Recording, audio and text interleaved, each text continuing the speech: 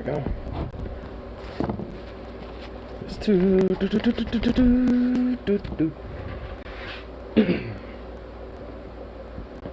So on this hat in a minute. We'll look this bad boy up. Hey, hey, hey, hey, hey, hey, hey, hey, look at the Zucker. You look the sweet boy. What is this on the ground that you just like sort of collapsed, huh?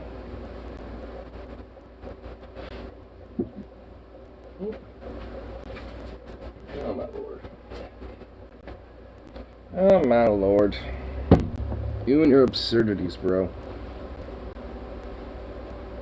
I still can't believe you stole the neighbor's dog toy. I still can't believe that.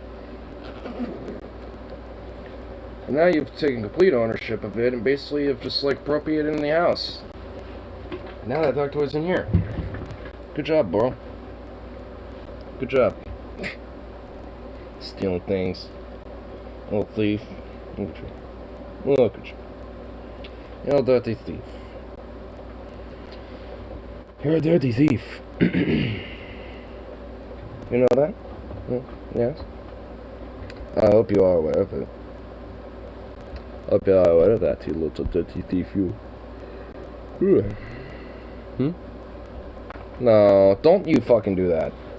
Don't you dare. No. No. No, stop it. Don't do that. Come on, bro. Come on now. Dude, really?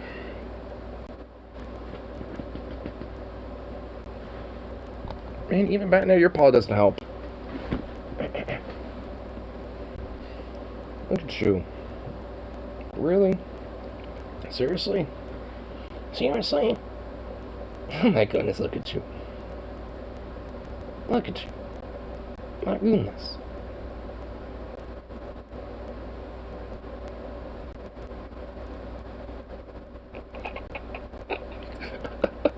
Oh my god, don't. Enough of the paw.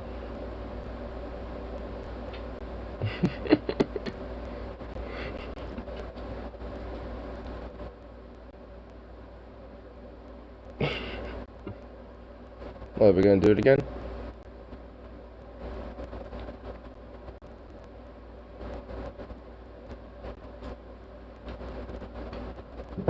You little dork. You little dork.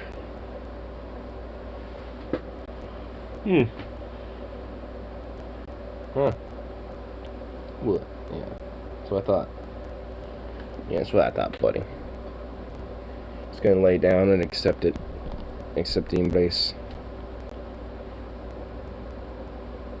Aww. Yeah, and they're loving those neck rubs. Those little scritches on the neck. You sweet little thing. You sweet little thing. Oh my goodness. My goodness, baby boy. You're just a sweet little baby. You're just a sweet little thing.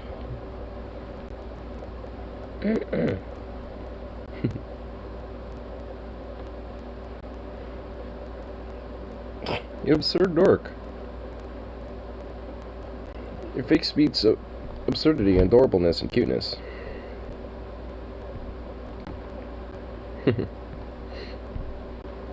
Sweet little fucking dork. You gotta stop being so damn cute. You gotta stop it, Zukoff. It's unacceptable. And you know it.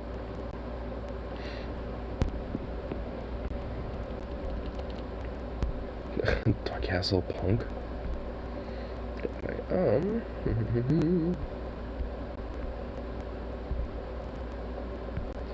What's going on the news for today? What's happening?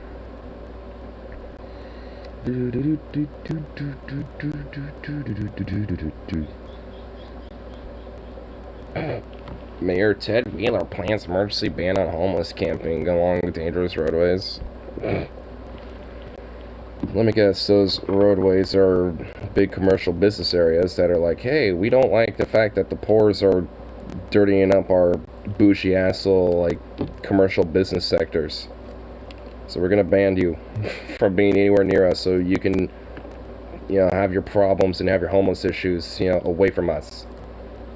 You can be homeless and you can have all your issues and you can, have, anti-homeless advocacy by, trying to get homes and stuff like that. But, not in my backyard because I'm a fucking worthless little parasitical NIMBY. So let's just ban them along, just the roadways and stuff. And not actually address the problem, just because then I don't have to look at it. So that means problem solved, right? It's so fucking ridiculous. God, I hate the fucking liberal NIMBYs in this blighted city. It's so pathetic. Ugh, I hate them.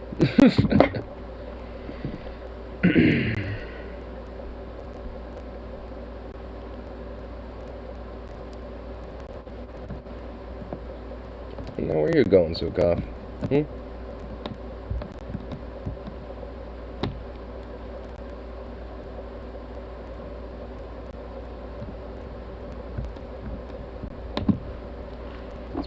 That's what I thought.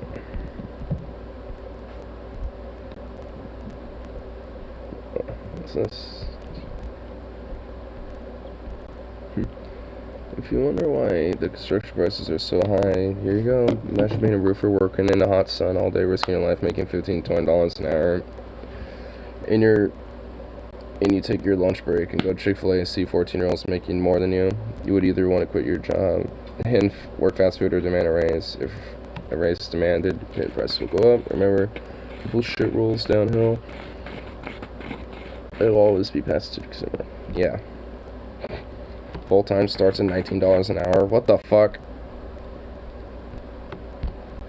And honestly, I wouldn't be surprised if these fucking companies like Chick-fil-A are actually lying, because it's been known that these companies are lying about their starting wages. They'll say, hey, we have legal carte blanche to basically false advertise wages and be like, we'll start at $19 an hour, but in reality they're actually doing like $10 an hour or $11 an hour. Some shit like that where it's barely fuck all and like nothing, that can actually sustain you. So it's just a bunch of lies. Like Chick-fil-A is just straight up lying. Like, start at $19 an hour after the first year. But first you're working $10 an hour. In order to get at $19 an hour, you actually have to fucking, work your way up and stay committed with us for a long time. And basically deal with the brunt of our bullshit. It's like, oh, okay. Fuck you too, Chick-fil-A. I mean, I guess it's one thing if they're actually starting at $19 an hour versus the fucking lying scheme bullshit that other corporations are doing, because I know not every corporation is fucking lying about their starting wages, but most of them are. So, mainly because and usually some of them will try not to make it look like they're lying about it, being like, oh yeah, we start at $19 an hour, but, right now, at least for beginner wages, they're at $17 an hour or something like that, trying to bullshit you or something like, yeah, it's actually $14 an hour, but within the first month, you'll go up to 19, or something like that. And then it's like the first month you're there, it's actually gone up to like 16, and it's like, why isn't it up? It's like, well, it starts the process to work up to 19 at the first month. Actually, it happens at the end of the year. Then you get it. It's so stupid, I hate it.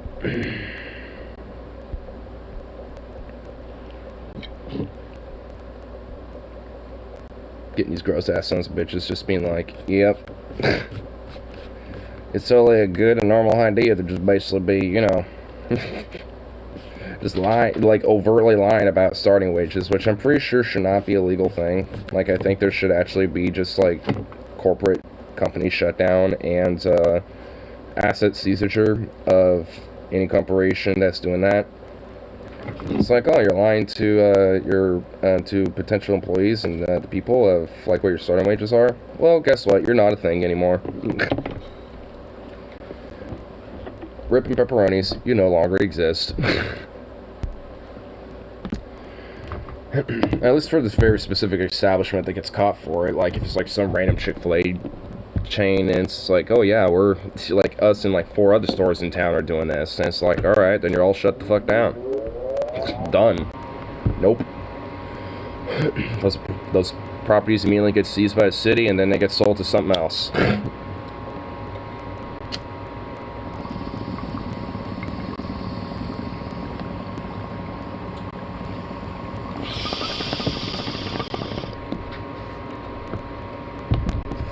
Let someone else rent that space and actually do something worth the fuck with it.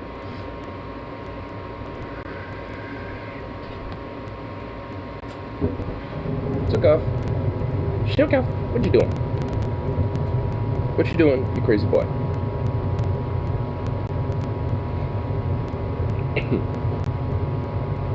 You crazy boy. What are you doing? Hmm?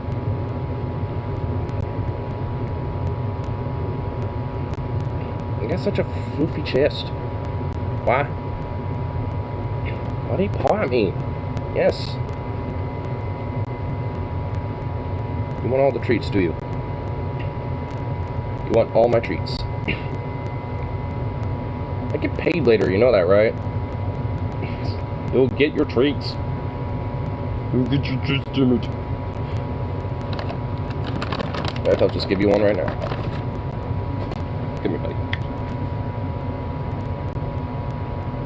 Lazy. Lazy. What? Staring at me like you're offended.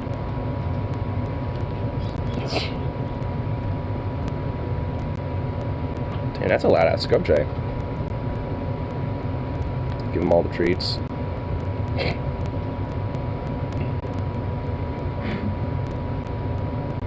I would. But Oh, what's that? A World War I field more than 100 years later. Whoa. I like these little community posts on YouTube sometimes, I'm not gonna lie. At least when they're cool ones like this. It's pretty cool.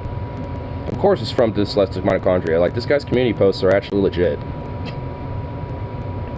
I can't even prove it. This guy's YouTube channel is actually just legit overall. What a broken iris looks like. Ah!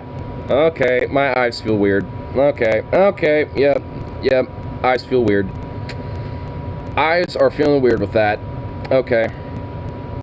I actually know somebody with a broken iris, too. And as far as I know, it actually doesn't do anything. Besides just more light sensitivity and shit like that. And it doesn't hurt, but that made me feel weird. But,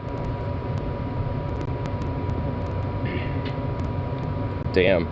You can see, like, the fucking craters where the trenches used to be. Like, that line right there is just like a trench. And all these little holes are just like craters.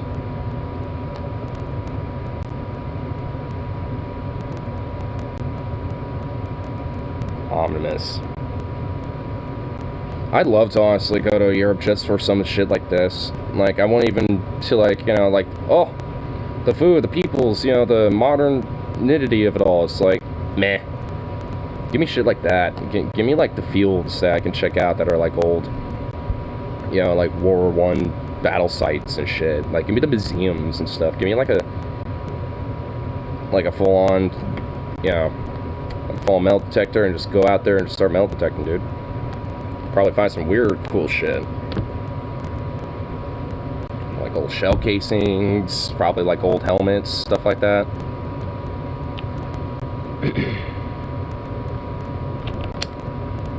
I can't believe it's been over 100 years now since that shit.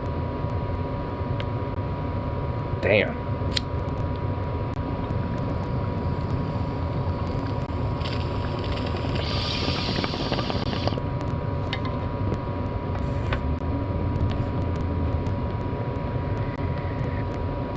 And within, like, what?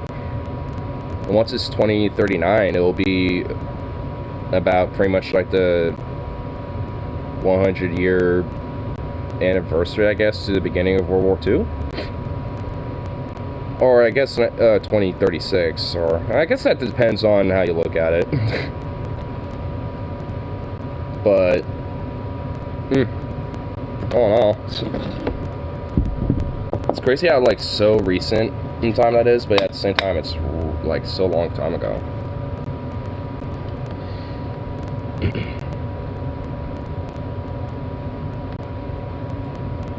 Hands with both.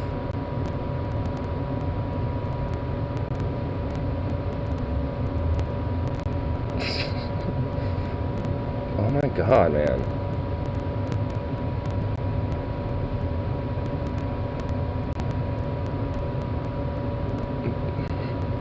He's just holding his paw right on my leg. But now he stopped. Is there something you want?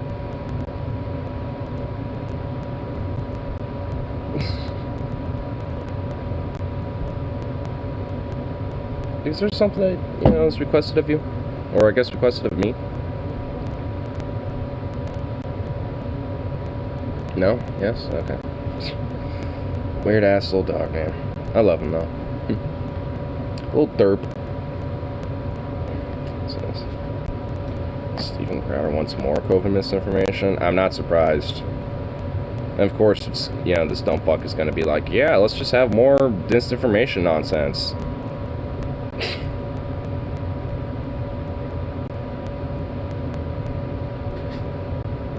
I want to see some of these comments. Having to suffer through, as Crowder does his comedy bits, is a very specific form of torture.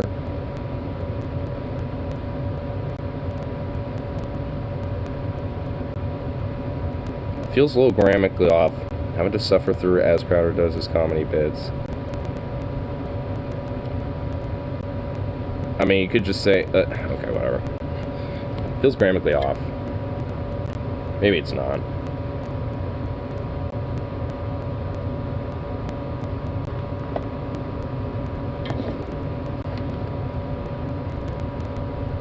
I mean, it seems more accurate to say having suffered through Crowder doing his comedy bits is a very specific form of torture. That seems more grammatically correct than that, but whatever. It's what hell looks like. As someone says. Oh my god. I love it. I love it. This is what hell looks like. You have to sit through Crowder fucking... you know, you have to sit for fucking, you know, Crowder skits for the rest of your life. Just sit there, be permanently just stuck with Crowder bits. Oh my god, that would legitimately be a very specific form of torture in hell. What's this? His comedy is actually pretty funny. Just because you disagree with him politically doesn't mean you have to hate everything about him. Oh my god. That's a self-report.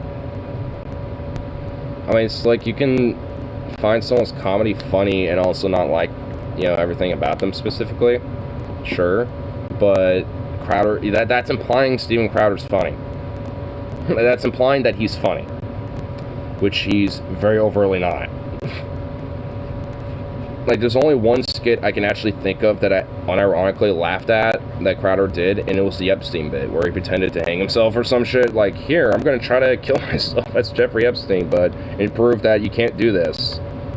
It's like, that was actually kind of funny. But that's, like, the only thing I could think of. Like, everything else is just try hard, just not funny shit. I mean, I don't know, like... Or at least if there is something funny about him, it's usually at his detriment.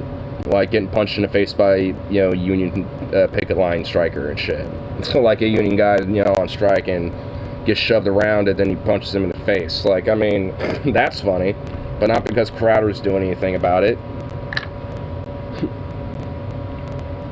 It's because he has to be the punchline of a joke, kind of literally. At least in that case. So it's like, it's so dumb. Like, how can anyone find his shit funny? Like, seriously.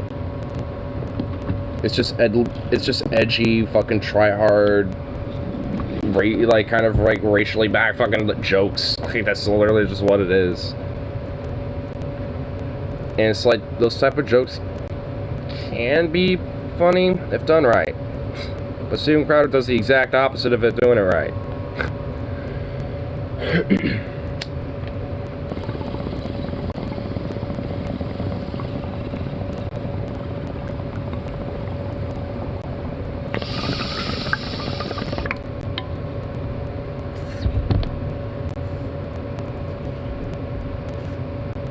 and says, okay, I came over here because YouTube was being, I love this. Watch what Steven Crowder is going to say about this. My favorite thing is, like, all the people who just, like, love Joe Rogan coming out to just defend Joe Rogan unconditionally, no matter what the happens. Let's see what happens. I mean, I suspect he's going to say, wow, a guy apologizes for, like, getting some stuff wrong, even though he's not getting anything wrong, really. He's actually completely right. Censoring me too much. The premise was that Spotify would be free and open. They wouldn't bother me and tell me what to say. Now it's becoming too constraining. Now it's too much of a headache. I'm going to walk and go do my own thing somewhere else. Sue me. You're playing with fire, Spotify. This is the disconnect between the woke companies who pull the strings and the woke people who work in your offices and the people who listen to Spotify. What? Spotify was playing with fire when they fucking put Joe Rogan as, like, their multi-billion-dollar fucking, like, contract investment. Like, not trying to, like, not try to fucking, like, you know, clean up the damage from the aftermath. Like, I mean, what? Like, is he aware of what Spotify's, like, business practices are? Because they're very shitty. Like, they barely pay any royalties to their fucking music artists that upload their content there and shit when it comes to their art. So Spotify, like, I mean, that's just, you know, one, you know, piece of information about their abhorrent business practices, you know, when it comes, you know, to their, you know, swath of different shit. But I think that's, like, kind of the big thing. It's like you have, like, a lot of, you know, various different, like, indie artists or up-and-coming artists and shit, and they barely get paid fucking royalties.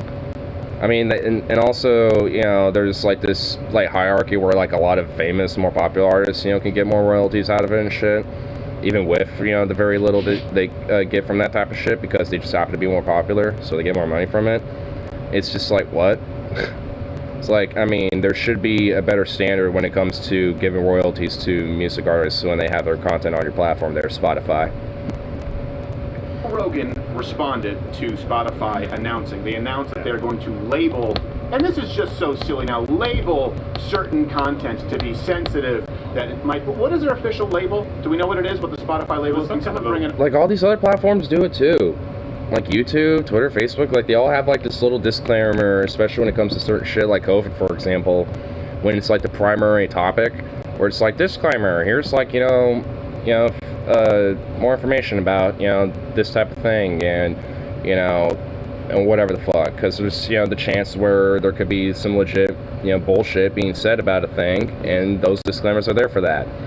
Like, it's not even just for, like, hey, here's, you can learn more about things. Sometimes it's like a disclaimer of, like, this channel is, you know, brought to you in part by, like, the German government or the Russian gov, or it's, like, you know, part of the American public broadcast or whatever, or some shit. Like, I mean, you get all these little disclaimers and shit, but so what? Like, it was the same way when it came to television. Like, I mean, I remember, like, you know, growing up watching, you know, like, something on PBS, and it'll be like, this program is sponsored in part by, and then it shows, like, you know, all sorts of different little organizations and all this shit.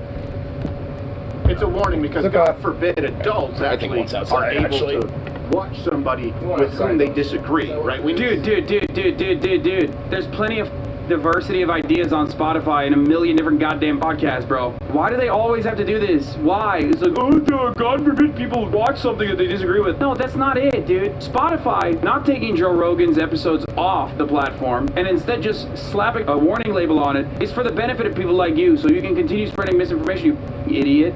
And he knows this too. He's like, oh, I don't even want a fucking label on it. Yeah, it's a parental advisory sticker, okay? It doesn't stop anything. You need to now warn adults. Remember back when it was Tipper Gore and it was video games, they started self-regulating, saying E for everyone, and, you know, okay, Duke Nukem, all right, well, put a 17 plus on there. There are strippers and Nuke, so, okay. Oh, what's this? You want to know something crazy? The original Power Rangers was a non-union production, so the Rangers themselves had no benefits and were paid $600 a week, despite how popular the show was at the time. It's a fascinating rabbit hole to fall down. Whoa, really? Damn. I don't know, I kind of figured it probably would be non-union because so many different TV productions generally aren't. You know, so, I mean, unless it's like on the big mainstream where, you know, like the IETSE can get involved, you know, like with Hollywood productions and shit. But for something like that, especially when it comes to things like TV shows, I mean, all in all, I'm not really necessarily surprised with that. But considering some of the fucked up practices that, you know, can potentially come from that type of shit, yeah, it's definitely, it sounds interesting. I'm definitely not surprised.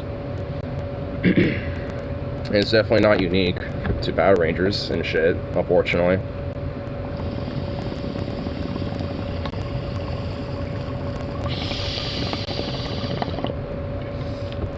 Man, no wonder that show was so fucking cheesy. Show was so goddamn cheesy as shit, especially from the actors, but now I think it kind of understands why. They were paid peanuts. Like, Golden Ramsay has, like, honestly, a pretty amazing quote that I love from this one episode of Hotel Hell, actually. And I'm sure he actually took it for somebody else, but he said, if you get paid peanuts, you get monkeys.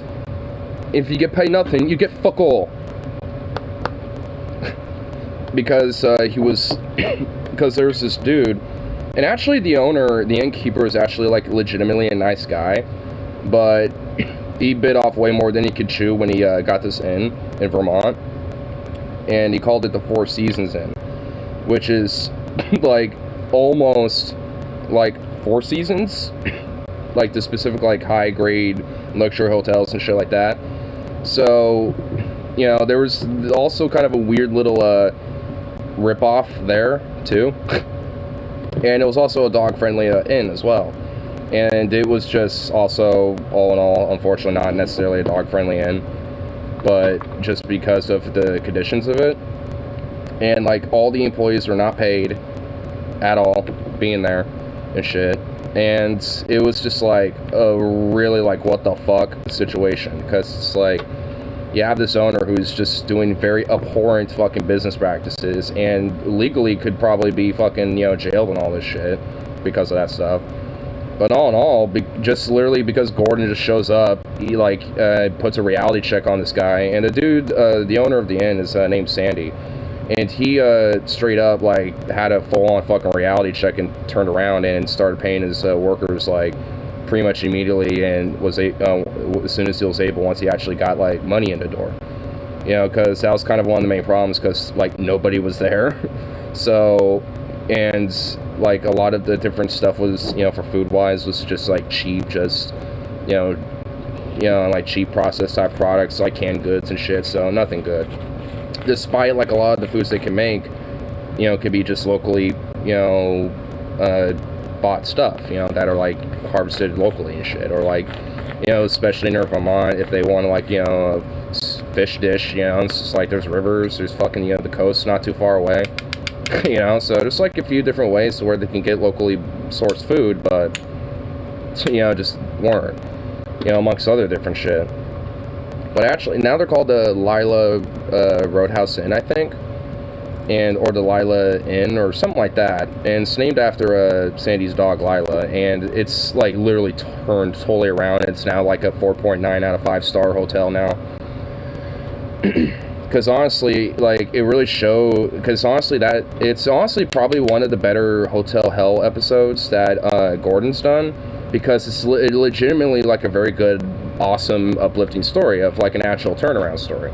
Because you have, like, I mean, really necessarily not to the fault of the workers or even to the owner necessarily, but you have, like, these horrible, you know, capitalistic business practices where the workers are being utterly fucked to the point where they're just living there and you're not getting paid or any of this type of shit, but basically just getting kind of a reality check and basically kind of getting a total 180 and a restart, and to kind of actually implement, you know, what they were trying to do, you know, as workers and the people that live there. Because, you know, when you look at the episode, you could tell that the people working there actually gave, you know, despite their problems and not getting paid, and, you know, problems with management, mainly being Sandy in that case, being, you know, fucked up, they actually had a passion and actually had a interest of being there and doing what they were doing. But, you know, just given the circumstances, they had no choice and had nowhere to go. You know, so it's just like, what the fuck do you do? You know, but that's why, you know, yeah, like you're saying, you should go show up Port Unisar in the acting role, get better paying health benefits and other things, I'm sure. And yeah, I mean, they didn't necessarily do the whole unionization thing because Gordon came in to help, but it's kind of the same premise. You know, it's just like, if, you know, having an organization to help collectively, have the voices of the workers, come in and help get shit back in track and get to working again. And sometimes that doesn't necessarily mean this is also kind of an object lesson that shows that sometimes, especially for more smaller businesses and management, managers aren't necessarily always like these utter garbage pieces of shit. Sometimes, they're just, literally need a kick in the ass, like this guy did, for Lila's Lodge and shit, and or at least formerly Four Seasons Inn, which is almost a rip-off to Four Seasons, but either way, it's just basically the guy getting a reality check is what really was able to help turn around and actually build a very good, environment, not just for the workers, but for the people that go there too. And also made it a pretty cool, dog-friendly place, because they have like a big little barn that's kind of meant to be the kennel area, and they have like one half of it as like a little play area, but initially it literally looked like a prison, honestly. I'm just gonna be honest. It looked like a dog prison at first, but then it got revamped and the kennel spaces were doubled up, so they actually were like little chill out living spaces. And then there was and then the play area actually got stuff added to it, and kind of revamped and added some color to it and shit, so made it a little bit more of an actual like playful, comfortable area. So all in all, it's actually a pretty cool story just in general, but also a really great object lesson, even without unions necessarily being involved, just like workers, getting together and organizing, to try to, build something better out of something. Because, you can do that with things like worker co-ops, and shit like that as well. So it's not necessarily just unionization that, these type of things can be done. But especially in the current paradigm, unions is probably the best way to do so. And probably just overall in general, because I'm pretty sure like worker co-ops and employee-owned companies and shit could hypothetically be union as well, but I'm actually not too sure about all that type of stuff.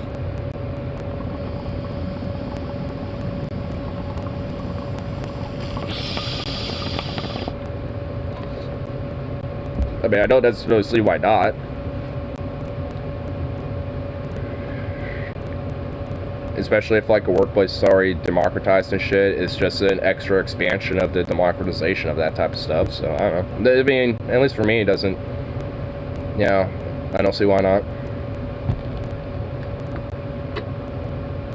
I know sometimes you could join multiple unions, because that, but that's kind of more just based on the locals and shit, because hypothetically, if you're working in a steel mill and you're a part of like a steel millers union, you could also join the IWW and potentially like another union as well.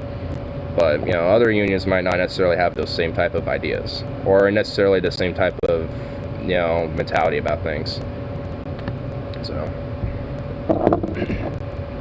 I know it kind of depends on that.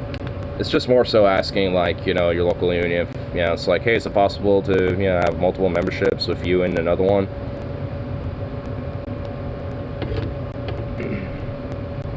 Because I've thought about that, but I've actually, never actually asked, my local about that, on top of the local IWW that's around here as well.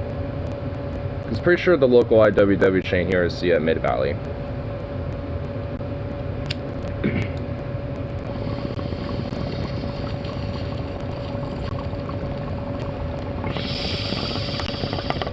But I think they're like based off in Salem, so I can't necessarily go to their office. So I have to see if they have something more closer. I'm sure they probably do. If not, probably an opportunity to expand on it more. Because honestly, at least in today's modern age, like the IWW is definitely nowhere near what it used to be, unfortunately. Like the IWW, for at least a point, was actually, kind of a competitor towards the AFL and other different regional unions at the time. It was a big player and a big role in unionizing a lot of these different other places around America during the early 1900s.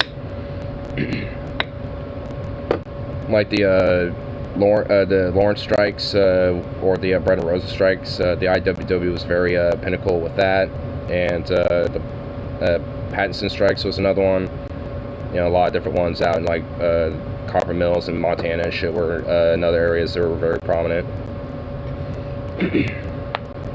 So, used to be pretty big, robust type of union for quite some time in America, but due to certain failures in object lessons and like the Patterson strikes, made them lose a lot of influence, which unfortunately kind of made them die down in power over time.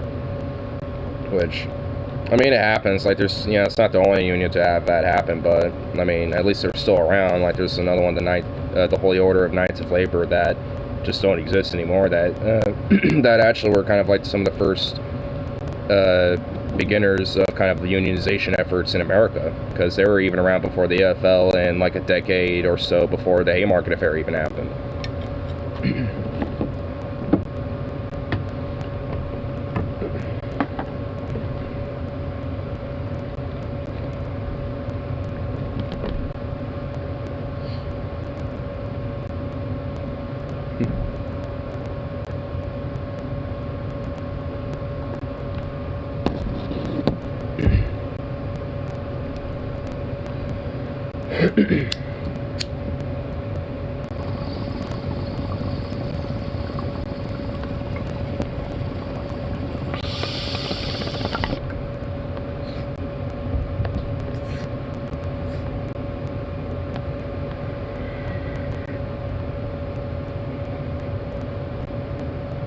God.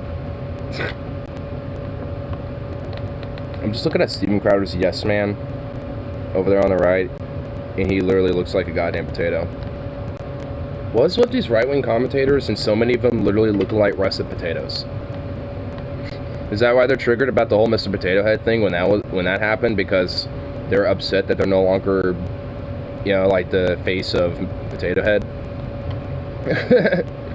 Is that it? It's like, it's no longer Mr. Potato Head. It's no longer representing me anymore. It's just Potato Head. It's representing the other Potato Heads now, damn it. No! That must not be allowed. Like, this dude literally looks like a russet potato. Like, let's just, yeah, oh my, he does. Like, oh my God, look at him. Dude literally looks like a goddamn russet potato.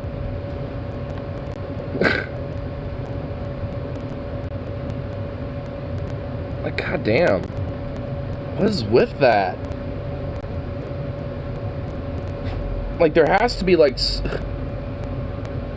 I mean, if there was any, like, epidemiology, like, weird, like, shit like that, like these fucking weirdos fucking prop up, it's probably just projection, because there is straight up, like, a skull shape of potato, like, going on here with these motherfuckers.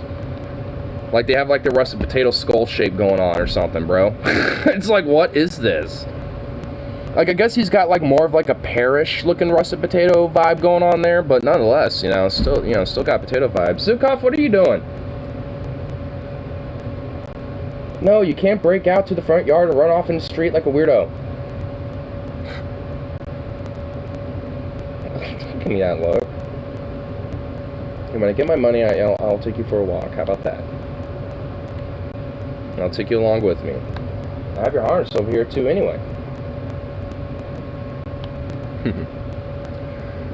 Well, psycho dog.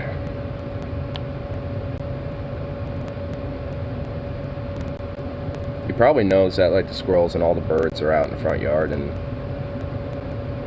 you know, all that shit, so he wants to go harass them. I have a feeling that's what it is. Now, we're talking about adults needing to be... Spotify said it deleted 20,000 podcast episodes of believers spreading misinformation about COVID-19, including 40 episodes of JRE. 40? Wait, they deleted 40 episodes of JRE? That's crazy. Oh, wait, really? Oh, so Spotify actually is doing a little something. Quietly removing... Like, why quietly, though? Just be open about it. Be like, yeah, these episodes are a little disinformational and could potentially be dangerous. We're taking down. Suck it. They might hear a differing opinion. So Spotify said they were going to slap a warning label on these kinds of podcasts, and like Joe Rogan. And Joe Rogan responded to this and discussing COVID-19 and the reaction. I think there's a lot of people that have a distorted perception of what I do. Yeah, fuck you, buddy. Or based on headlines of articles. Like, here's another one that has, like, more of a Neanderthal-like russet potato look. Like, I mean, Joe Rogan really does have, like, a straight-up, like, more roundish... Like, he's more of, like, a yellow potato. Like, he's got, like, that yellow potato roundness, you know, compared to the russet potatoes. But he still's got, like, a very, you know, potato skull-shaped head going on, dude. Like, that potato thing is, like, there's some... like, seriously, like, these motherfuckers all, like, have, like, a potato structure going on with their head. Like, they're sentient potatoes. It's like, what the fuck?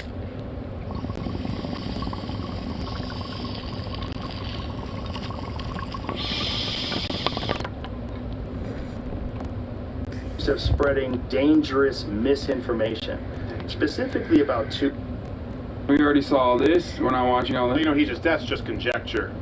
It means that instead of the vaccine being able, it means instead of the virus being able to hop from person to person to person to person, spreading and spreading, sickening some of them, but not all of them, and the ones that it doesn't sicken don't know they have it, and then they give it to even more people because they didn't recognize they were, right? Instead of the virus being able to hop from person to person to person, potentially mutating and becoming more virulent and drug resistant along the way.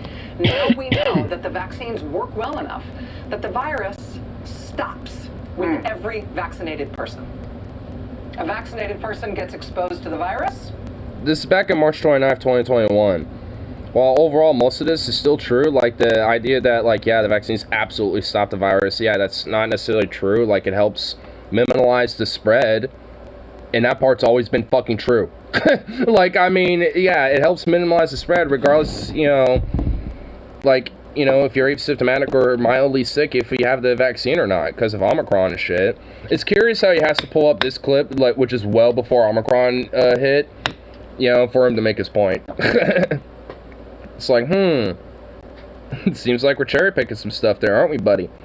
I don't even like Rachel Maddow, because she's a fucking psycho, but, like, I mean, like, up until that point, she wasn't wrong. It's just like, yeah, you know, it's like at this point, yeah, it doesn't absolutely stop it in its tracks, but it still minimalizes the fucking spread. I mean, it's like, that's still true. Like, I mean, you can't just fucking beat around the bush around that shit. Like, oh, they don't work as effective as they once were because of Omicron now. It's like, yeah, that's true, but they're still effective. And they're still able to minimize the severity of you being sick, you know, regardless, and to help minimize the spread, despite that. So, it's like, what's the fucking point? Like, oh, we don't take them anymore because, oh, they're not as effective? Like, bullshit. Like, I mean, they're still fucking effective. You should still fucking get them, including getting boosted and shit. And, you know, when the fucking mandates are going on, shit, just wear masks and stuff. It's not that fucking hard.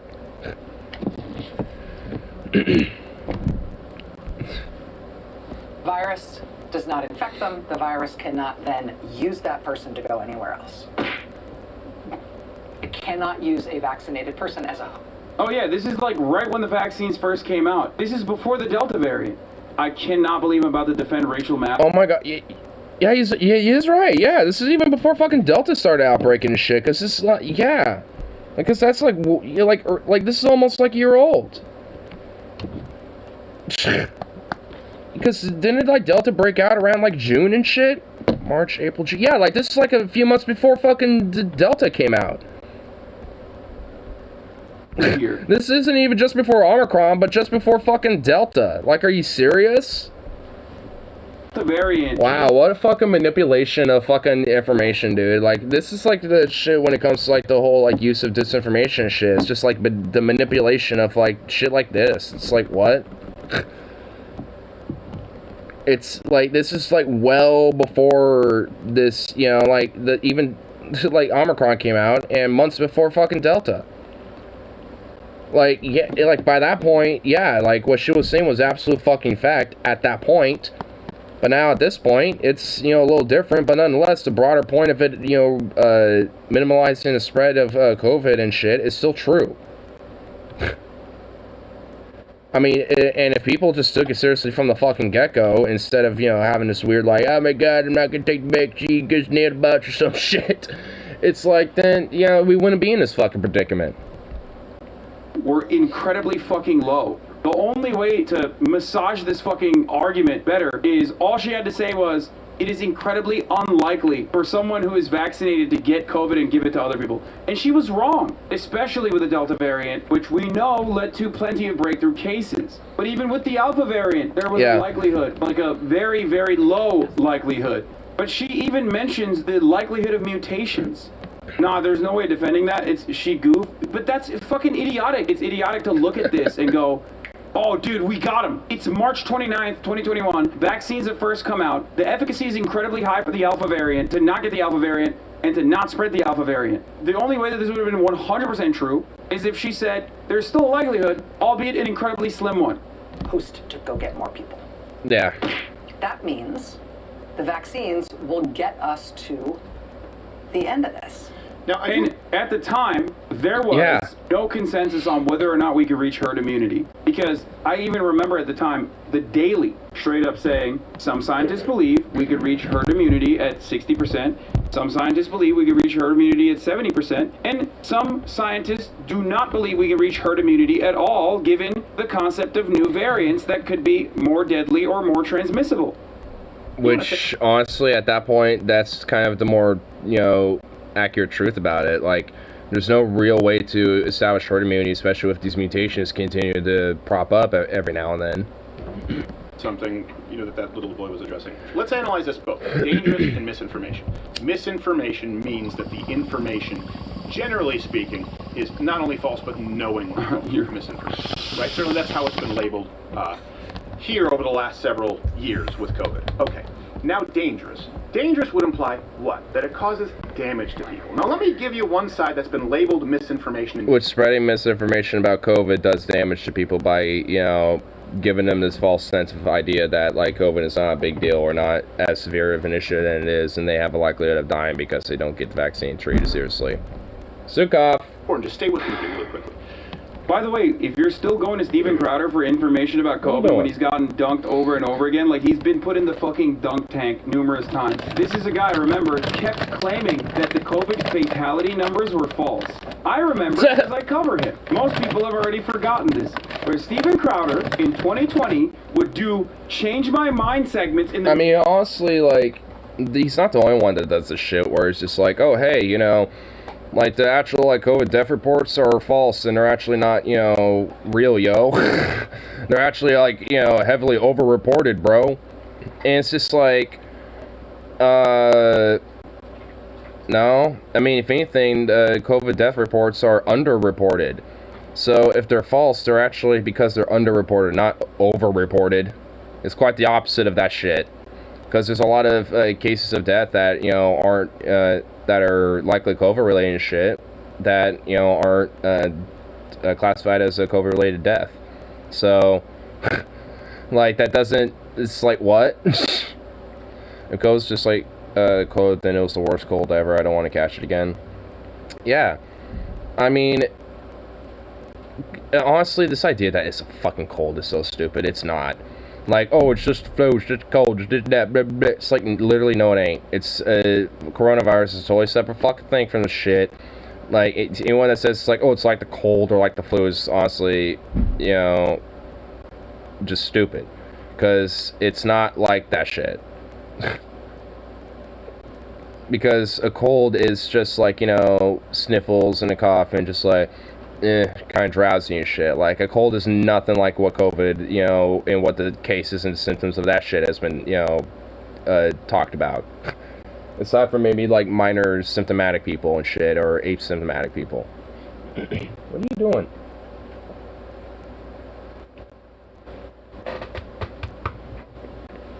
Oh, mutt.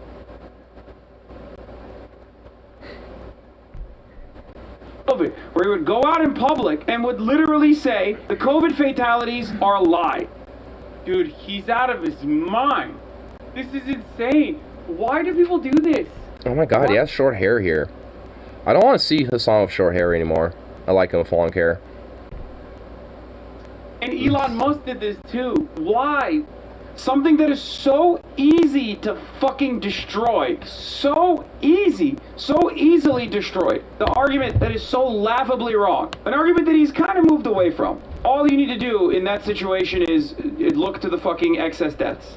Why are there excess deaths that perfectly align with COVID fatalities then? Why are people dying? Joe Rogan and ourselves. So, for example, Sick Peter of. McCullough, we had on the show, okay? Long before Joe Rogan, I think we were the first people to have him on. What did we say? We said people who want to get vaccinated should get vaccinated. People who are vulnerable, who are immunocompromised, it makes sense. People who are elderly, it makes sense. That being said, we don't know the efficacy of the vaccines yet, and it doesn't seem as though, What? for example, what we would say is, doesn't seem like it stops transmission entirely, but it seems like it lowers hospitalizations. Also, we don't know the long... Yeah, oh my god. So we don't know the efficacy because, you know, while it does, you know, kind of do this, you know, it's like, oh my god, shut up. It's like they're still ethical, they're still effective. Like, shut up, you dingbat, stupid shit. That's a fact. Okay, that's considered misinformation and dangerous. Who does that hurt?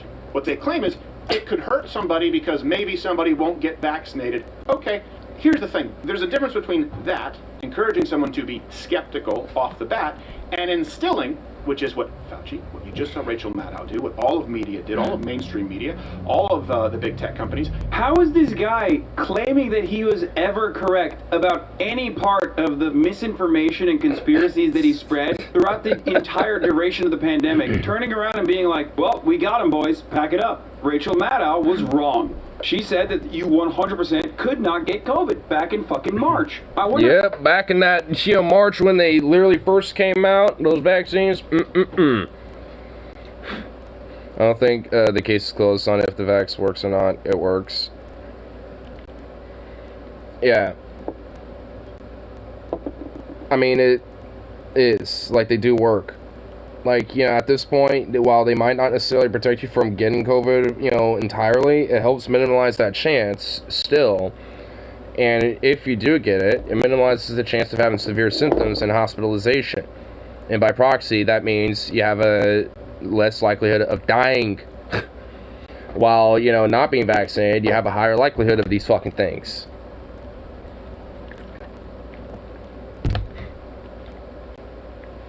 I mean, it's like, at this point, like, I don't know people directly, but I know people that know other people that haven't gotten the vaccine, gotten sick and died at this point. Like, a lot of different, you know, like, all sorts of different fucking people. Luckily, not me, you know, personally, you know, but I know other people that have. It's like, And also, like, my friend has a coworker who was the vaccine and shit, and now they're hospitalized, and it's like, oh, wow, I wonder why. And I don't fucking feel bad for it, honestly, at this point. Rachel Maddow has done coverage showing, let's take a look. I fucking hate Rachel Maddow too. I cannot believe I'm defending her right now. Jesus Christ, I hate this. I hate this. It's like hurting my fucking very soul, my very being, my existence. Let's take a look at Rachel Maddow's breakthrough cases coverage. Talked about it on the December 23rd. Talked about it on July 29th. August 9th. On MSNBC, U.S. Surgeon General explains how to reduce breakthrough cases, July 19th. Ooh, as early as July 29th. Interesting. The Washington Post has obtained internal CDC documents that says the Delta variant of COVID-19 not only spreads much more easily than other variants, but may cause more severe illness as well. But the CDC still has not made this data public. Here's one slide from the CDC presentation published by the Post tonight. It summarizes the finding of the Delta variants this way, quote, Delta is different from previous strains. Highly contagious, likely more severe. Breakthrough infections may be as transmissible as unvaccinated cases. So it turns out when new information came out, Rachel Maddow did not continue to lie like Steven Crowder does. Yeah, like, so that's what I love, because Kyle's trying to imply that these, like, fucking weird mainstream, not that they don't lie and shit, because they do, but when it comes to this very specific type of shit, it's like, who keeps, you know, lying about this bullshit, and who's actually, you know, keeping up with the actual fucking, you know, data and the information about this shit? And then at the same time, these stupid motherfuckers will be like, well, you're not actually following the data, you're not, you know, keeping up with it, you're not blah, blah, blah. It's like, what? It's like, yeah, sure, buddy. Sure. confidence. They told you, you get vaccinated, you can't get sick. They told you, you get vaccinated, you can't spread it. So the vaccinated could go. Back in fucking March, you... Thanksgiving parties. The vaccinated could go out publicly. The point is, that was untrue, and that could actually spread the virus because people have a false sense of security. What? Oh my god. My brain. My fucking brain. The implication is like, oh, you can spread it either way, so don't get it because you have better chances of, not spreading it if you don't get it or something.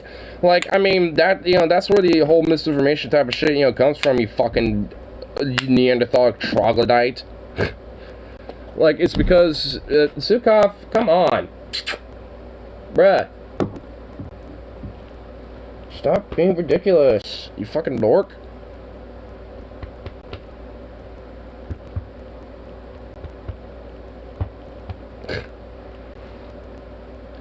Ugh, man, I hate these stupid bitches.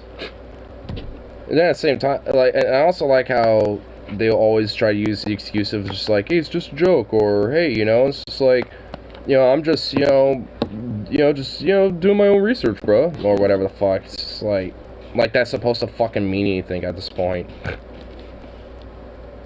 It's just so fucking dumb. Oh my,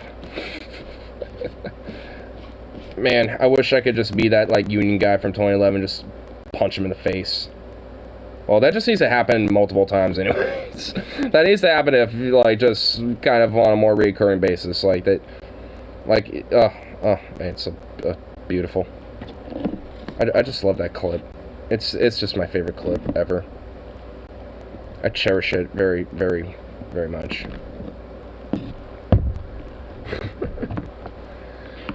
Yeah, except that's not what happened. Even the fucking video you're showing yourself is operating on old data. There is no reason to fucking defend this. It's wrong on the margins that the alpha variant you could still get, but it was incredibly unlikely. But other than that, the delta variant was the one that was actually capable of penetrating through the fucking COVID vaccine and creating breakthrough cases. But even in that circumstance, the likelihood that you would get it and spread it was still lower.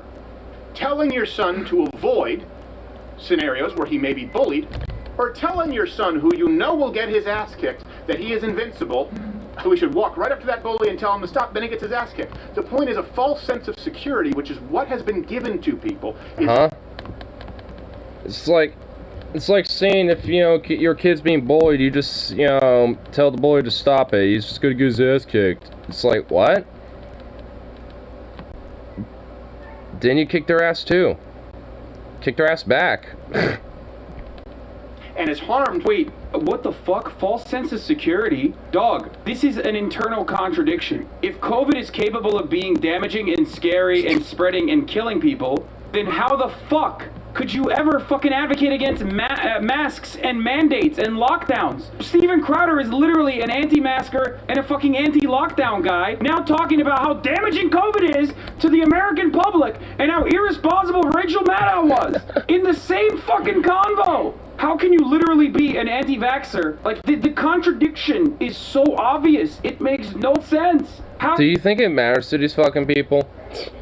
Like, they'll be like, hey, I'm anti-lockdown and anti-mask and shit, but then they'll, crow about, like, well, the vaccines don't actually work because COVID's so disastrous and hazardous and shit, implying that, like, okay, so maybe, like, lockdowns and vaccines are probably a good idea, or, lockdowns and masks are a good idea? No! It's just like, oh my, like, it doesn't matter to these fucking people. They just want, like, I just want my freedoms to go and have jalapeno poppers and fucking frappuccinos on a goddamn Wednesday, you son of a bitch. And then have a bunch of 24 Bud Lights at the bar and fucking, sexually harass the fucking, waiter and shit. Really be Stephen Crowder. Well, my freedoms. That's right. Actually, Rachel Maddow did create a false sense of confidence in people who were vaccinated. They were the real ones who were spreading COVID. How? How? Far more people than people like myself, Gerald, Dave, Joe Rogan, saying, you know what? We don't have all the info yet. What? What? Pro-lockdowns? You were literally an anti-masker. Steven Crowder is literally making it. And I love how there's like, oh, hey, these disinfo agents, hey, we just don't know all the info. It's like, yeah, no shit. Because you're all too fucking dumb to actually, like, look into the science of it because you think it's all, like, big pharma, like, deep state cabal bullshit or whatever the fuck. It's like, like, yeah, y'all never fucking, like, you know, known the full research and information shit because y'all dumb. First 6 minutes of this video, Steven Crowder is making it seem like he was pro-lockdowns and he was just skeptical of the vaccines. Let's look up Steven Crowder anti-lockdown. YouTube said it removed a video uploaded by conservative commentator Steven Crowder because they said that the death rates of COVID are less severe or equally as severe as a common cold or seasonal flu. He just totally fucking lied about the impact of COVID. He also was an anti-masker, and I know he's anti-lockdown, so why the fuck is he now acting like Rachel Maddow was letting people go out and fucking die? It was... Because it owns the libs, because, you know, hey, those libs just want, you know, all these, you know, fucking vaccines, you know, pushed into the populace, and they want all the fucking goddamn, you know, masks just permanently in place, and, you know, and they just want to take your freedoms away. That's right. You gotta own the libs. That's right, brother. You gotta own the libs in any and every way possible. Is it rational? No. Is it logical? No. But we do it anyway, because we don't give a fuck. It's like, oh my god, I hate it. I hate it. Yesterday that Spotify would have these warnings. I don't think they've done such shit mentality. Spotify's website, dangerous content. And they have such troglodytic mentality. It's dangerous, false, or dangerous, deceptive medical information that may cause offline harm or poses a direct threat to public health. Promoting or suggesting that vaccines approved by local health authorities are designed to cause death. Encouraging people to purposely get infected with COVID-19 in order to build immunity to it. So it says it may not be limited to, so they're kind of hedging it there. Yeah, of course. Of course they're hedging it because you fucking dumbasses consistently figure out new ways of lying. That's why. I don't understand. The reason why these websites have to come up with like a term source that's vague is because like anti-vaxxers literally come up with new shit like on a daily basis. They're super creative when it comes to like new ways of lying about how the vaccines are gonna fucking murder you. I don't know what's the case with this generation. A lot of young I remember when vaccines were first coming out, where they were saying like, oh, it's like a mass systemic, you know, like euthanasia drug, where like after 10 years, you know, or within a decade, it will kill you or something. It's just like, what? And then like the nanobots and the 5G and shit. It's just like, I mean, there's like always something new under the sun with these fucking people. Like I've lost count. I've lost track. You have anti-fascists, for crying out loud, supporting mandates. You have... Yeah? So? Oh no, mandates equal fascism. Anti-fascists like mandates? Huh? What does that imply? I think they're the actual fascists. Like, what? Like, oh my god. I love how it's trying to imply that mandates are fascistic, which they literally aren't. Like, what? Machine demanding that unvaccinated people be quarantined and locked down. I don't know if it's the same with I put Rachel Maddow, please stay out. If they happen to be positive with COVID and sick, yeah, they should. Bird feed her every morning, and she's there every morning. Well, okay. She's a contrarian. What? What was that? Was that an attempt at a joke? What was that? I don't know if it's the same with I put Rachel Maddow, please stay out of my bird feeder every morning, and she's there every morning. Well, okay. She's a contrarian. Was that meant to be a fucking joke? She will eat so much bird feed. I know. I love the look on her face, by the way. It's not going to hop around and get to, like, other variants that become more... Can you imagine? It's... Oh my god, oh my god. Imagine thinking this shit's funny. OMG, Amazon wants $30 for a pack of Mountain Dew. Why are you going to Amazon for fucking Mountain Dew? And why are you going to Amazon for anything? Everything's more expensive delivered. Yeah. Which is why I hate it. I hate how there's like Amazon delivery trucks all over the place. I hate it. I hate it. I remember when they were only popping around here and there occasionally, and now they're fucking everywhere. I hate it. It's horrible. Supporting public health measures? What the fuck? That's so stupid. Everybody knows it's quite literally fascism when you have drunk driving laws. It's so fucked up. Obviously. Yep. Having mandated seatbelt laws, yep, that's just fascism, bro. Mandated food regulations, fascism, bro. Yeah, having like mandated health, measures and shit, fascism, bro. That Bezos is watching you right now. So is Wojcicki. Are bad, okay, and immoral. Duh. Oh gosh, that just did not. But now it would be considered misinformation if you say, hey, why are there more variants now when there are more people vaccinated than ever? Why are there some doctors and why are What? There's more variants than people vaccinated than ever? That doesn't even... That's just beyond nonsensical. That's like implying there's literally like millions upon millions of variants of COVID. Probably like billions of variants of COVID. Like, the fuck does that mean? What? That's just like so... Oh my god.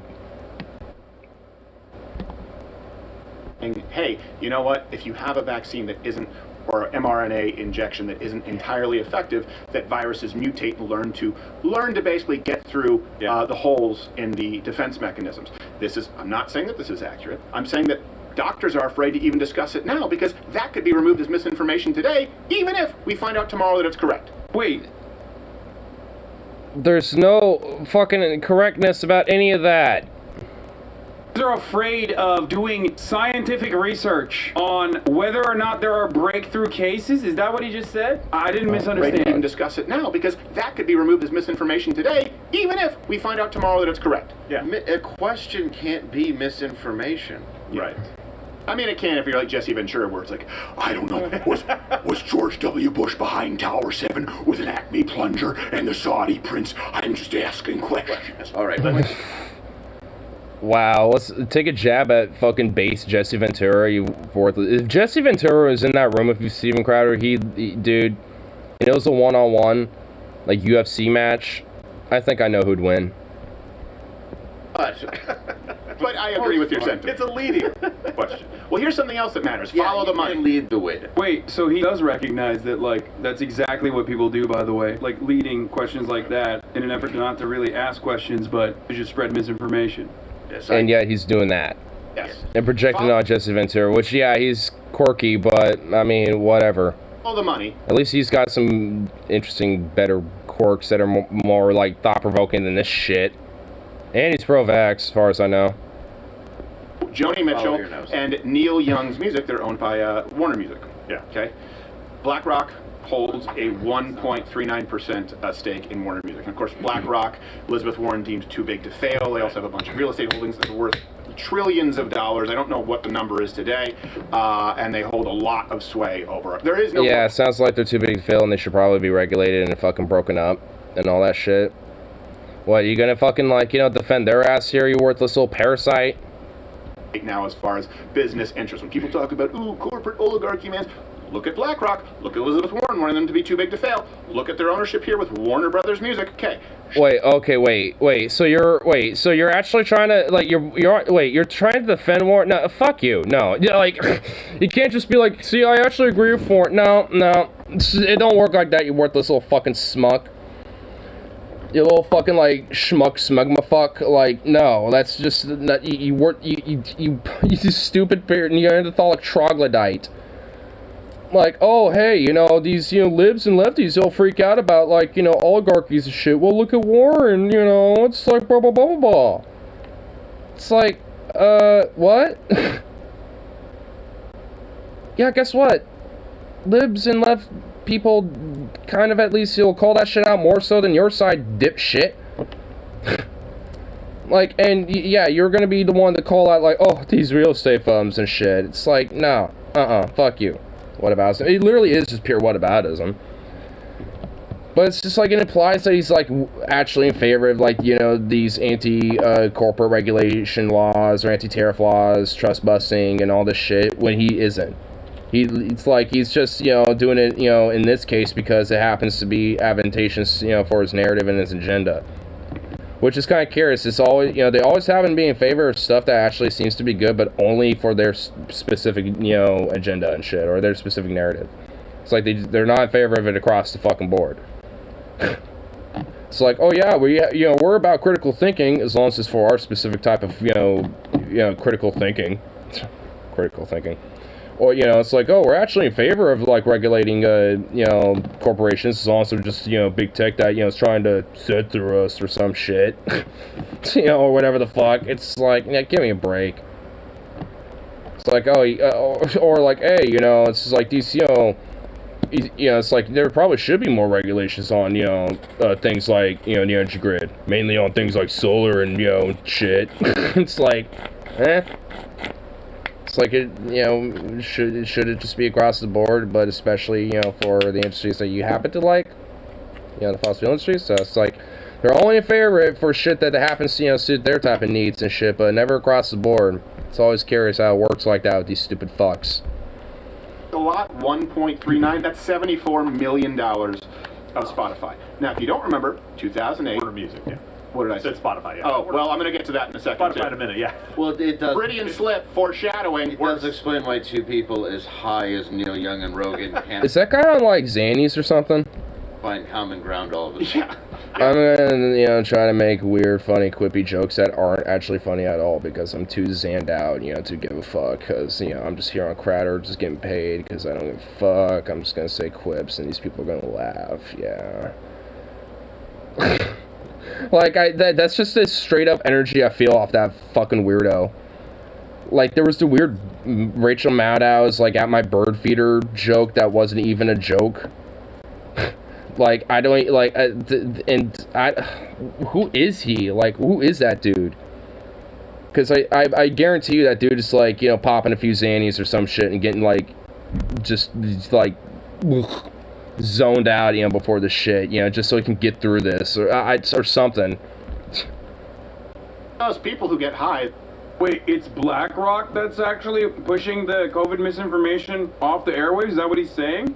I will never understand these why fucking bots. Steven Crowder even brings up, like, BlackRock and shit when he's such a corporate dick sucker. Like, it doesn't make any sense. I hate when conservatives do this. I mean, the dude is literally also bought out by fucking, you know, corporate oligarchs and shit. Like, I know Ben Shapiro is bought by the Wilkes brothers and shit, fracking billionaires. So, honestly, I wouldn't be surprised if they're also funding this fuck, too.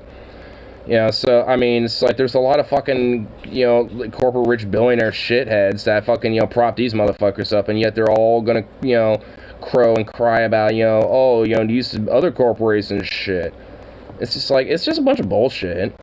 That's all it ever is. It's like, instead of actually, like, you know, talking about the actual problems of, you know, corporate corruption and corporate organization and the takeover, you know, the paradigm, you know, abroad, across the fucking board, it's just like, it's only for very specific things.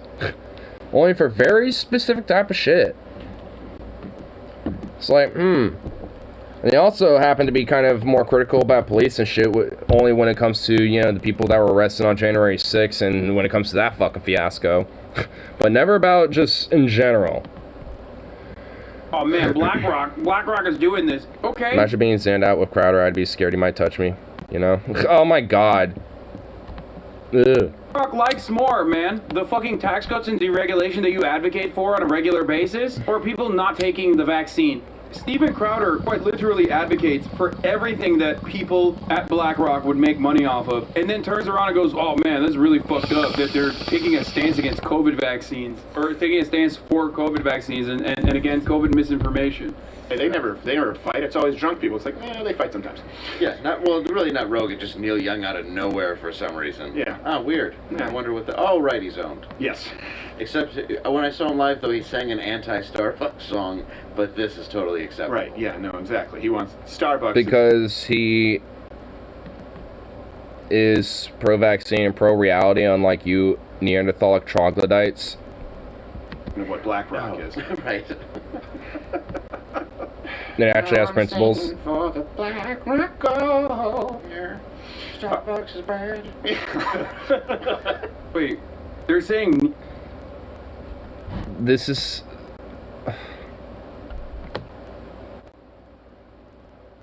This is, like, again, is any of this supposed to be funny? Is any of that supposed to be funny? Because I'm not amused. Personally had to take this decision because BlackRock? What a fucking insane stretch. So what about all the other Warner Music people, dude? Is Neil Young and fucking Joni Mitchell the only two Warner Music artists? What kind of fucking argument is this? Because BlackRock owns 1% of Warner Music, that only two fucking artists from Warner Music pulled their music off of Spotify? I've literally never heard a dumber argument. Even if we were to assume that BlackRock's 1%... I mean, because honestly, he did it on his own fucking principles and convictions. I love big asses. How about you? Venom? Venom, you're just on your other account now?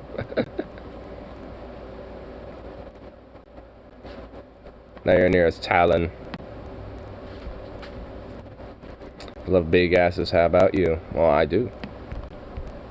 Important enough for them to like urge Warner Music to go out and take action on behalf of BlackRock's ultimate interest of vaccinating everyone, I guess. Why is no one else from Warner Music also pulling their music? What? This doesn't make sense. What percentage of fucking Spotify does BlackRock own? I want to look that up. Like, why wouldn't they just go to Spotify direct? Wait.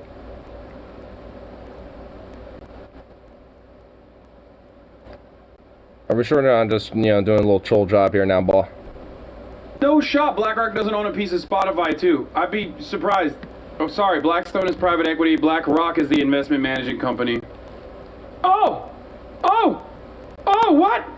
Why did they have to go the long way? Why didn't they just go directly to Spotify? Which is nearly the same exact fucking number, the same exact percentage. Oh, man, that's crazy. We're really uncovering a lot of conspiracies here today, dude. Why'd they have to go to Warner Music and, like, do it through Neil Young? Look at the total value. He was talking about $74 million of shares that BlackRock owns in fucking Warner Music when they just own $600 million worth of value in Spotify. I love how conservative arguments are built with ticker tape. They're basically built with, like, shoestrings. And they're so fragile that you can destroy it in its entirety with one fucking Google, dude. With, like, one Google search result in the right direction. And it just, like, immediately falls apart. That's usually how it works with a lot of these weird fucking conspiracy theorists and these right-wingers. It's just like, hey, Zukov, can you back up? I mean, that's usually what happens with a lot of these weird-ass fucking quirky conspiracy theorists and right-wingers. Like, all you have to do is just do some basic, like, searches, and you can immediately just, like, pick apart all their bullshit. CEO Larry Fink, that's an asshole name, he said that BlackRock would punish companies that aren't, quote, woke enough. He said to prosper over time, every company must not only deliver financial performance, that's what a company should do, but also show how it can make a positive contribution to society. And this, of course, was with a liberal woke angle. Just last week, BlackRock punished 53 companies for, quote, climate inaction. Wow. Climate inaction. Oh, wow, what a virtue signal pander that BlackRock did. Oh, wow. Oh, wow, am I supposed to be fucking, like, impressed? Like, oh, wow, this corporation is punishing other corporations for climate inaction. Oh, wow, aren't they just so virtuous when it comes to climate action? It's just like, I guarantee you can punish them for the exact same shit. That, like, oh my god, that shit just does not mean anything. Like, are we serious? I don't. But I like how in Steve Crowder's mind, or at least, the people like him, it's just like, well, hey, it's like they punish all these other corporations for climate action. Libs owned. You're actually about big corporations and big business. Checkmate, libs. Yeah, can we find out exactly what the punishment was? Probably some kind of fine or some stern talking to. Did they do like? I mean, honestly, probably. Admonishment thing where they're like, oh, admonish. Like, that's like the first thing he's not wrong about so far. The UN doesn't punish. First of all, that's just bullshit woke pandering that BlackRock, which is a hyper-capitalist institution, is trying to do. It's just a PR stunt. So you're already admitting that they don't fucking care. Like, why are you bringing it up? Exactly. Why are you bringing up the fact that they don't care and they're just fake caring immediately after you said they care so much that they would go to Warner and say, Warner Music, make sure Neil Young pulls his music out of Spotify. But which one is it? Is it that they don't care or they care so much? I don't understand. North Korea when they're launching rockets like the 4th of July, but if a company doesn't do it, use what? It's just bringing up North Korea into this? Like, okay. Been, right. They're going to be punished by this powerful corporation. Daddy BlackRock. That's hilarious. I've been Googling so much today, but it's pretty funny to think that North Korea's carbon footprint is even remotely comparable as an entire nation remotely comparable. Like, okay, where are they even here? Oh, there's actually an arrow pointing it to them. Indonesia is below them. Hold on, I actually want to see this. I want to see this so I can see it better. So what's above them? Morocco, Egypt, Tunisia, Peru, Vietnam, Colombia, Ecuador, Angola, Cuba, Brazil, Romania, Mexico, Chile, Algeria, Turkey, Israel, Poland, or Thailand, Poland, Portugal, Spain. Oh, where did I say Poland? Okay, whatever. But okay, what's the top here? Saudi Arabia and Australia are actually above the U.S. in carbon footprint. Australia? Okay. I'm actually not surprised with Saudi Arabia, considering that we prop them up in the oil industry. Then Canada, same thing, honestly. Kazakhstan, same thing, but for Russia, because Russia's right next to them. And then South Korea. Wow, South Korea is far more carbon footprint, heavy than North Korea. Like, oh my. So, okay, so Stephen Kraft's trying to make a quip that North Korea has like a carbon footprint because they're launching a bunch of rockets. But they're below, like, even these other, like, less industrialized countries and shit. Like, some of the other countries above them aren't even as, like, industrialized as them, and they have a bigger carbon footprint. Probably just due to fucking, like, other means and other variables. But nonetheless, it's 420, I'm gonna take a hit now.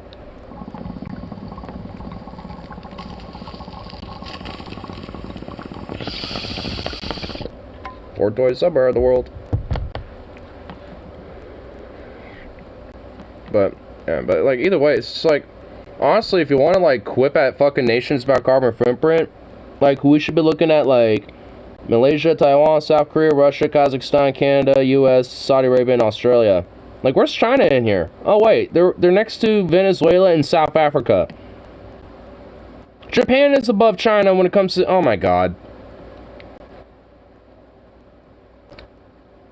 Oh, and also, and there's like a global average there too. Okay, and other gases, nitrous, methane. Okay, so it shows actually like what they're more primarily in when it comes to greenhouse gas emissions. And it looks like Australia's main thing is methane. It looks like, or carbon dioxide,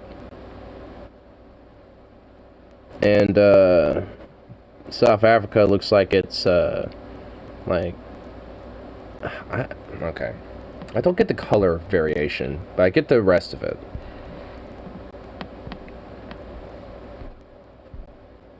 Watching an interview again, and I'm on my own heart, bro. I love this movie. Wait, the only rocket North Korea can truly launch Kim's asshole after each meal. Gotta clean that colon somehow, Yeah, is that true? Yeah, the interview is actually a pretty good movie. Of Arkansas, just their fucking yearly electricity consumption for their fridges. Honestly, if we were to look this up, I'm willing to bet that Arkansas and their yearly energy consumption for their fridges alone is probably fucking higher than North Korea's entire country. Their carbon footprint and energy consumption yearly. Probably. Just the fridges is a stretch? No. You're so wrong. Dude, what the fuck are you talking about? There's parts of North Korea that just simply don't have electricity. What are you talking about? The consumption of an average American's fridge is like higher than entire nations sometimes. Like the annual consumption. But not nations, but like, yeah, there it is. My old refrigerator used more electricity than 3.3 billion people. The specification claimed the machine would use 616 kilowatts per year. My kitchen refrigerator versus the world. Today, about 1.2 billion people live in places where per capita electricity use is less than 400 kilowatt hours per year. In sub-Saharan Africa, average consumption is 486 kilowatt hours per capita per year. In Nigeria, the most populous country in Africa, the average is just 145 kilowatt hours per capita per year. DC, as in literally Washington City, has over 3 times the amount of emissions that North Korea does. Yeah, there you go. That's why Wow. I was yelling at Jordan Peterson for saying everyone needs to be rich in order to combat climate change. He's just straight up fucking wrong on that. Like, absolutely. No one is... How's that? Oh my god. That's like... Like, that's like the fucking... Literally, pretty much the whole fucking, like, narrative for the right on this. It's just like, boy, yourself by bootstraps to just get rich, bruh. Then you can do all the things that you want and combat these type of things. You know, like climate change and stuff. Well, at the same time, fucking Jordan Peterson is also saying there ain't no such thing as climate and shit. And it's just like, man, Jordan Peterson's a fucking literal loon. Legit a loon. Peterson, when he said that. Then pick a switch from You know? Yeah. Pretty well. They wrote a stern letter, Steven. Yeah, signed by all Jesus, people. man. Now, this is Jesus. Point. You know who else? Sweet baby BlackRock. race. BlackRock owns a huge share in Spotify. Is he gonna mention Spotify? Oh, Spotify. They have 1.37 or about 611 million worth of stock in Spotify. Wow. Now, here's the thing. Think about that because So why did they go through Neil Young? He just owned himself. I'm talking about how Joe Rogan, all this money, and he's dangerous, right? This is everywhere on social media. Joe Rogan's dangerous because he has this money and he's unaccountable. Joe Rogan got, I think it was a $100 million deal with Spotify, but then he also got some stock options, so let's call it anywhere between 150 to 200 something million dollars, right? Yeah. That's still a drop in the bucket compared to $611 million from BlackRock, who also have a conflict of interest because they have ownership stakes in other music production companies. This is something that is... Yeah, just like a bunch of these massive mega corporations. It's very dangerous. Now, if You're totally in favor of it, though. I were Joe Rogan at this point, if they start slapping labels... Unless it's against your interests. Did you just say it's a conflict of interest for an investment firm to own stakes in competing companies? What? I'm a fucking idiotic socialist himbo who doesn't own a credit card. How the fuck do I know more about capitalism? You have to be, like, exceptionally stupid to not recognize the things you say. Hedging? Unethical. Diversifying your portfolio? Conflict of interest. And, you know, to remove 40-something episodes, which he did. Keep in mind that Spotify has had problems. Their employees threatened to walk out with Joe Rogan, and now they're issuing these warnings. It wouldn't be beyond the realm of possibility, and legally probably defensible if Joe Rogan... I like how he's taking quip at workers because they threaten to walk out over legitimately, you know, concerns of, you know, ethical practices done by the company. took his ball. I honestly wish that happened more often, but, you know, can't get everything. On-air commodity to Spotify, certainly. And BlackRock thinks they have more sway because $611 million right in shares that they have in Spotify. But if Joe Rogan says, okay, I came over here because YouTube was being, they were censoring me too much. The premise was that Spotify would be free and open. They wouldn't bother me and tell me what to say. You're the dumbest person in America if you think Joe Rogan actually moved to Spotify, not because of $100 million, but because they were censoring him. Yeah, dude, the $100 million was just, Yeah, like, also, how do you get censored going from one platform to another? And also still being very popular, being like number one shows listened to when it comes to podcasts. It's like, that literally makes no fucking sense. Like, you can't claim that you're being censored or being a victim in that shit when you're literally just getting a deal to have, upgrade on your fucking platform. That literally does not make sense. fucking cake, I guess. Jesus Christ. It's becoming too constraining. Now it's too much of a headache. I'm going to walk and go do my own thing somewhere else. Sue me. Guess what? Could be breach, and there might not be anything that Spotify can do about it because they have changed the terms. I don't know the exact contract, but I don't think, at least in the court of public opinion, Spotify would be in trouble. You're playing with fire, Spotify. This is the disconnect between the woke companies who pull the strings and the woke people who work in your offices and the people who listen to Spotify. When they keep talking about all the money that he has, he's bringing in this money through his entertainment that he's getting a percentage of. Right. It's completely legitimate what he's earning. Of course. These people going at them is a completely different narrative and a completely different idea than what he's doing. Yeah, well, Barry Manilow has earned Spotify a pretty penny, and by that I mean one pretty penny. Boy. It was pretty shiny, though. It came right out of a loafer. Yeah. The punishment, by the way, would have to do with affecting those companies' voting action in the fund, and BlackRock is worth $9.46 trillion. $9.46 Is that trillion. assets under management, basically, for BlackRock? Wow. Yeah. That is insane. Ass hat. Well, the good news is... But I don't get it. Like, this is what you want. I mean, fuck BlackRock, but this is what you fucking want. I don't understand. Why are you acting like this is not what you want? This is what you advocate for every fucking day. Dude, conservatives doing populist anti-corporatist messaging is so funny to me because it's like, dude, It really straight up is. love that. You want to suck BlackRock for everything it has. As He wants to see. Oh my! I actually have a little bit of a joke, but I don't know if it'll actually be good. You want some of that Black Rock's black cock, you know what I'm saying there, bum? Oh, but I'll see myself out because that was a terrible joke. But, like, I mean, like, it's so funny when so many, like, you know, Charlie Kirk does this too, where it's just, like, he goes on these anti-corporate, like, greeds and shit. But yeah, at the same time, these same motherfuckers are all in favor of it, and to, like, you know, support people and support politicians, and are backed up and propped up by, you know, these same type of fucking influences that enact these same type of shit in the first place. I mean, it's why I find when they do their, you know, like, weird ass, like, fucking, oh, you know, we're actually against the, you know, corporations, blah, blah, blah. It's like, no, you're not. Literally, no, you're not. I mean, it's just like, you know, because overall, the actions of what they do and shit, you know, speak louder than the stupid bullshit they talk. And when they're in the actions, you know, show that they're, you know, influenced, lobbying, and propped up by these fucking, you know, same corporate barons and shit, you know, not necessarily the same ones that they call out, but, you know, the same type of corporate barons that enact the same type of shit that they're calling out. It's like, you're all just a bunch of dishonest fucking grifty hacks. Wow, who would have thunk? Socialist folks, they're looking out for you because they want BlackRock to be too big to fail, which means they can continue acting like this, and when they bankrupt companies, or when they have the next crash, you get to bail them out with your tax dollars because they're too big to fail. Looking out for you. Hey, by the way, as much as I hate them, this show is available on Spotify. So please, subscribe on Spotify, on Apple, on Android, anywhere that you get your podcast. I like how those, like, little pop-ups didn't even... They weren't even, like, accurate to what he was saying. It's like, here, you can, you know, go up on Spotify, pulls up, like, Apple. You can do it on Apple, pulls up Spotify. It's like, oh my god, they can't even get their editing right. Stupid. Our conspiracy is that this gigantic company that owns billions and millions, hundreds of millions of dollars in stakes or in shares in pretty much every fucking company is actually secretly, like, woke, and that's why they are using their influence over Spotify to make you subscribe for $5 or for free with a Twitch Prime on the Hasanabi broadcast in order to avoid the top of the hour ad break. Damn. Fucking hitting them with the fucking top of the hour, dude. I love it.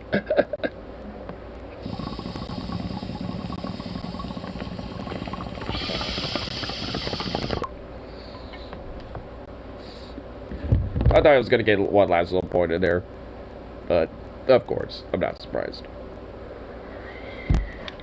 He's pretty sly of that shit, honestly, not gonna lie.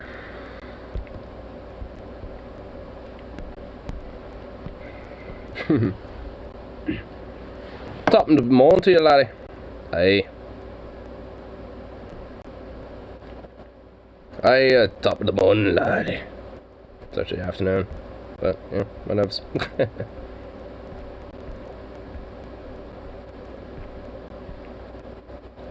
Oh shit, Ideology did a little stream outside. Oh, alright. Time Docs Paul, where are you? Where in the world is Paul Zingo? Alright. Alright, let's figure this out. I'm already gonna give this a like, by the way, because, yeah. Alright, yeah. I already know. I already know it's gonna be good shit. Alright, let's see. Alright, sun is behind him. He's looking like a lordly dwarf king that's about to, like, you know, give us, like, a judgely rule over the courts. Alright, so we got some palm trees, so that's telling us something there. Okay. Palm trees. Come to Docs, please. I'm kidding, by the way. I'm not trying to actually find out his actual fucking address. I literally don't give a fuck about that. Is the son of Docs Police? But we got we got some chemtrails there, boy. We got you know, some shit there. I feel like he's still in California. Nevada, maybe? Does Nevada have legal weed? He might have not moved far, seeing that there's palm trees. I've been to Montana, and there's usually no palm trees there. I mean, they can grow there, but usually not really often you see them there. Definitely not Idaho, because they suck. It won't be the West Coast. I mean, maybe. I don't know.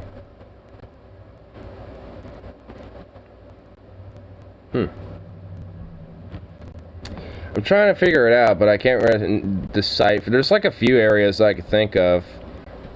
All in all. When did you do this at? 4 hours ago? Okay, so around noon.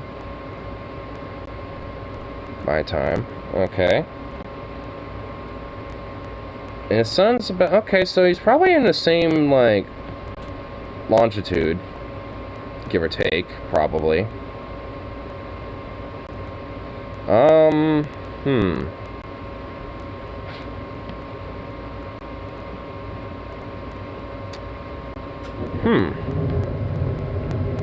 Does anyone in the comments say anything about it? Oh, there's only one. And it's... Okay.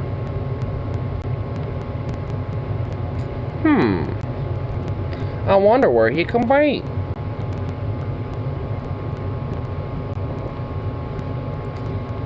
I'm gonna kind of see how the squirrels and nature is doing outside. But Sukov kind of go on outside, do his little thing for a minute, because I know you're a fucking little weirdo. And here's that stolen toy. You fucking dork.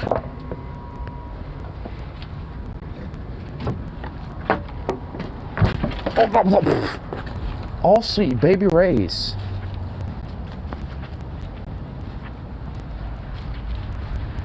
Oh, squirrels are out.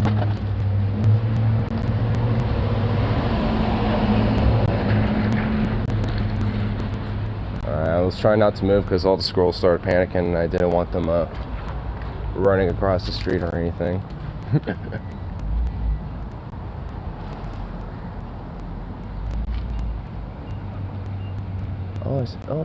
There's hey, little guy. I see you up there. Let's see if I can.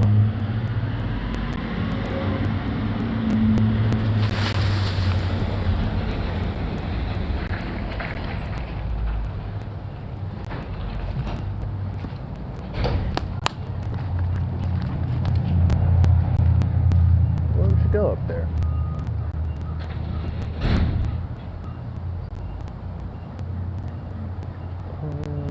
Well, squirrel was up there. I don't know where it went now.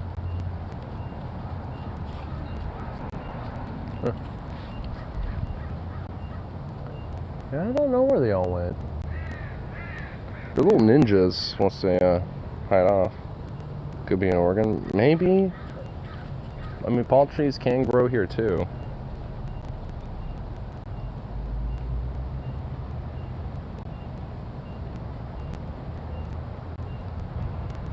Man, I can't say if I could spot one that might be up in these trees.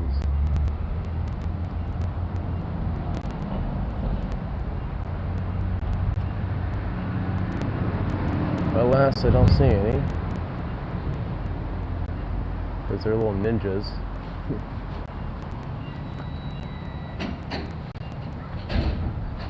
I guess while I'm out here, I might as well check the mail roadies. See what's going on here. Hey, there's some stuff here. Okay.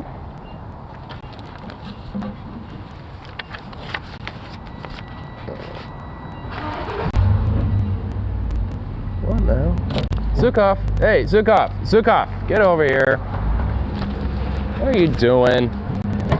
Don't go chasing the van. Don't be chasing no damn UPS van. Little dork.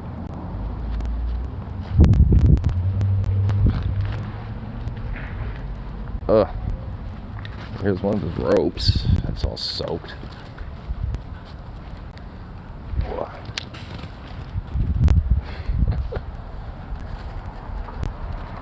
Oh, you little dork. Look at you. Look at you. Oh, you're so cute. You're just so cute and sweet. Oh my goodness.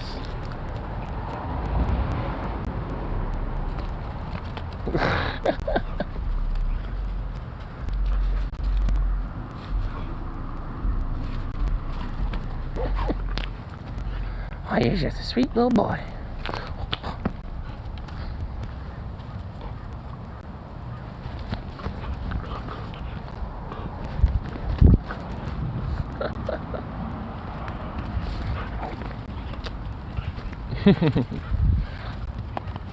Oh, my ball.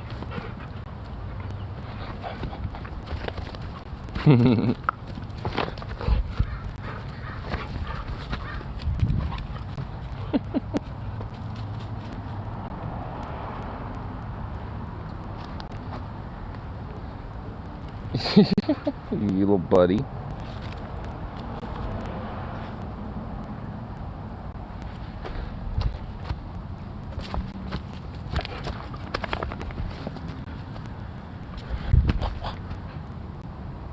Oh, look at that little face. Go get it. Come on.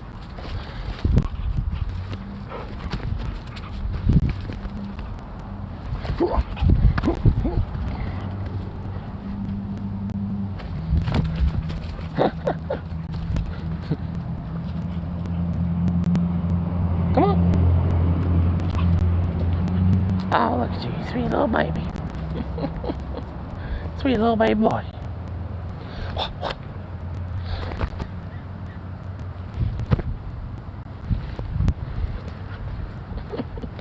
Oh, that sweet little thing.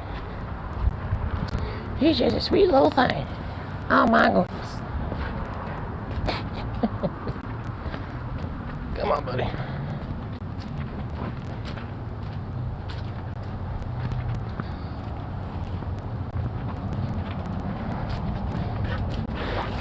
Oh, look at you. Hey.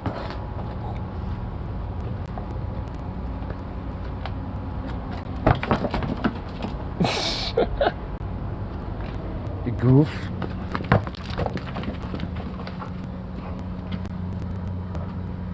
Bring it back. Come on.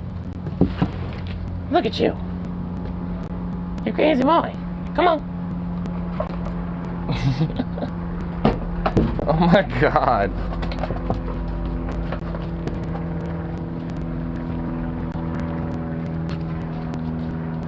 Huh. Can't tell if that's a Cessna or a Piper. Looks like a Cessna. Here's this crazy little boy. Come on. Oh, you're already in here. Cool, cool, cool. Q. Put my little mail just right over here, you know. What? What, you? Whoop. That's how long I'm going for. About an hour 40 something. I'll call that 2 hour mark, at least for now. Run some little errands and come back later in the fine evening. Whoops. Oh, my son of a bitch.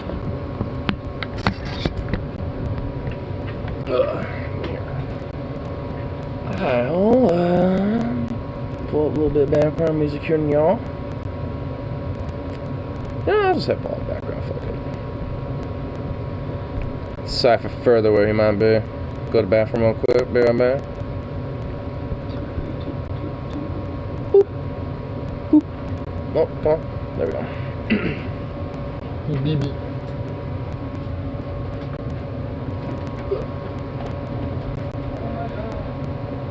Why, hello. Good afternoon.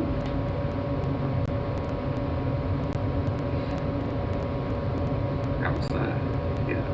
I can't be a total barbarian out here, but, you know, the neighborhood that I live in is definitely an overcommitted neighborhood. And so most of the folks I have that live in this area are at their 9 to 5.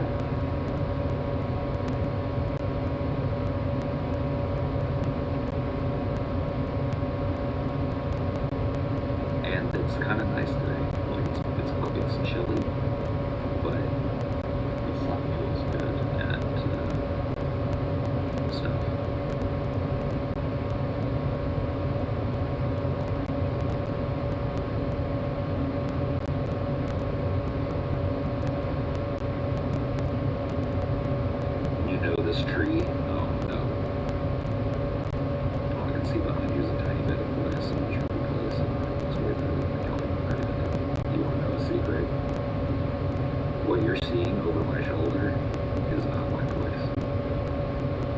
to give you an idea of the size of my backyard, what you are seeing over my shoulder, that's not my place.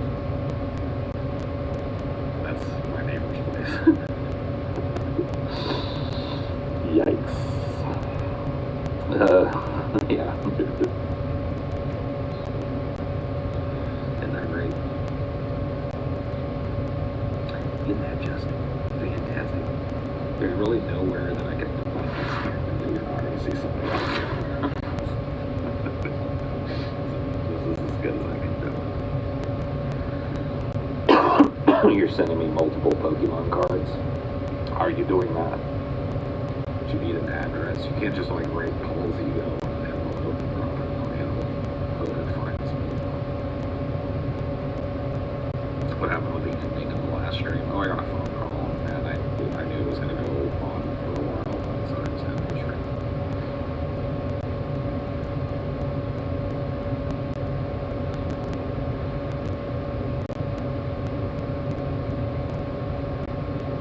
Yeah, a little outside stream today. Nothing wrong with that, right? Nothing wrong with a little outdoorsmanship. Paul lives in Maine, in front of me. Yeah, Maine.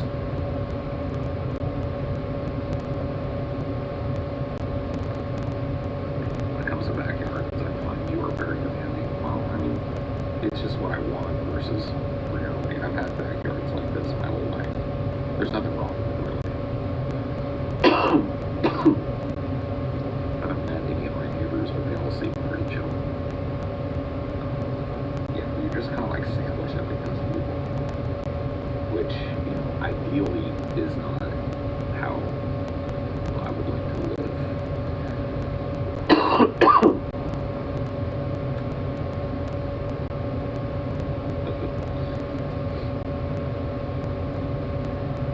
The other house, like I miss the yard, I miss the land, like the house itself, like this house that I'm in, it is 10 times nicer than the house I was living in. It was built in like the late 90s, this house. I'm living in late 90s, early 2000s or something. You know, so it's not like brand spanking new, but it's got like what you would consider to be like modern amenities, good wiring. Like it's not like that house that I lived in, dude. That, I don't know if I ever told you guys about it, but when we first moved in there, we had a slew of electrical problems. When we first moved in, I remember one day, I still, to this I'm not even gonna lie, this house is starting to have a lot of electrical issues too. Make a noise like this. Those of you that have chilled during these outside streams, or when Amelia joins me, you know that she is a soft-spoken person. Well, very, very much so. She doesn't really raise her voice. And she screamed, "Oh shit!" And I ran into the kitchen, and the back of the oven had like flames coming.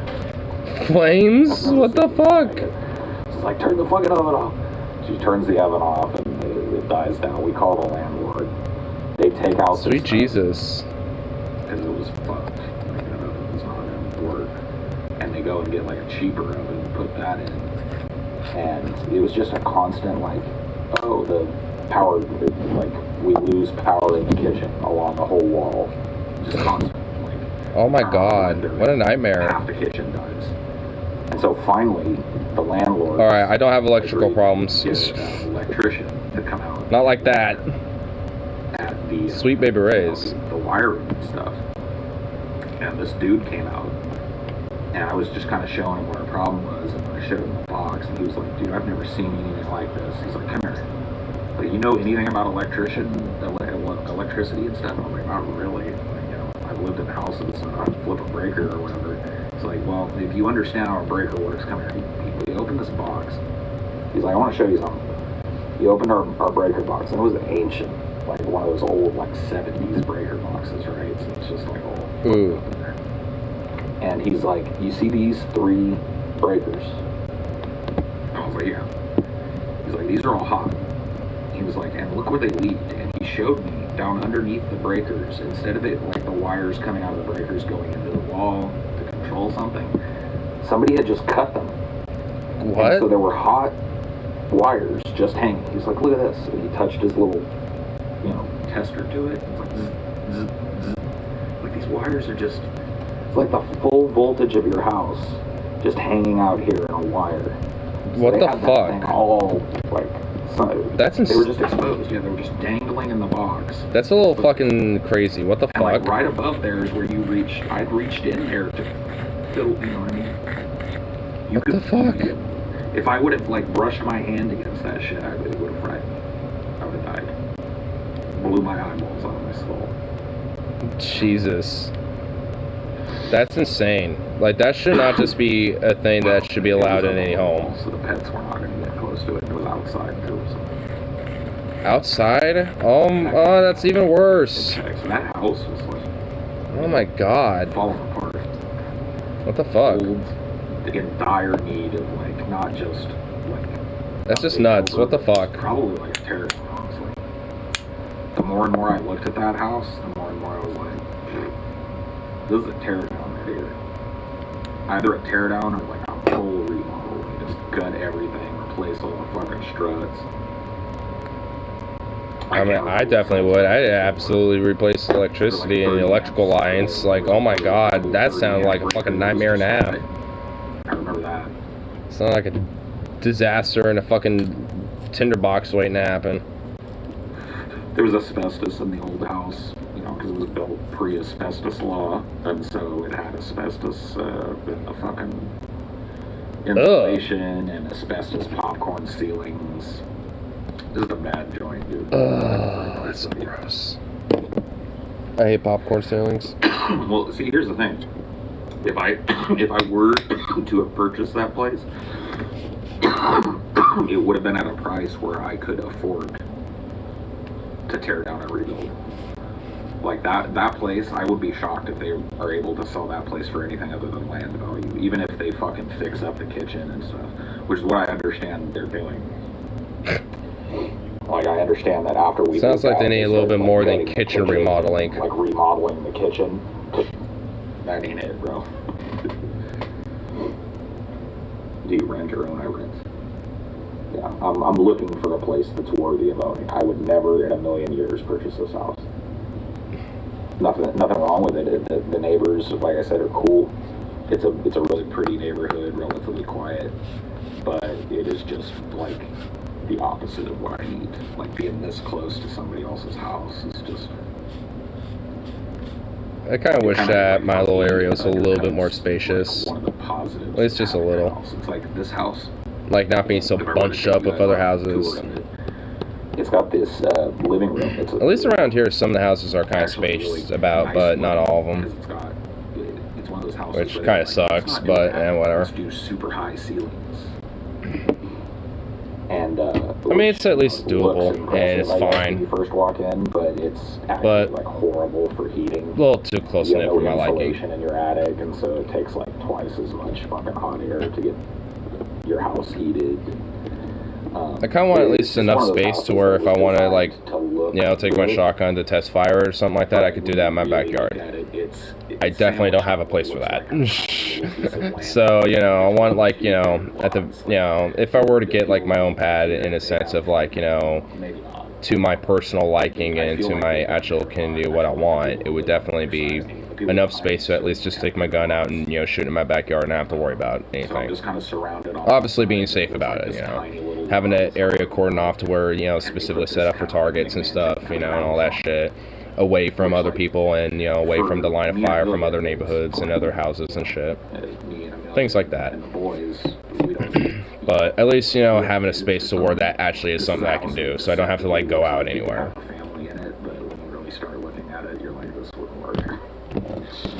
This, I mean, you could make it work, but it's just, I would never even consider buying this house.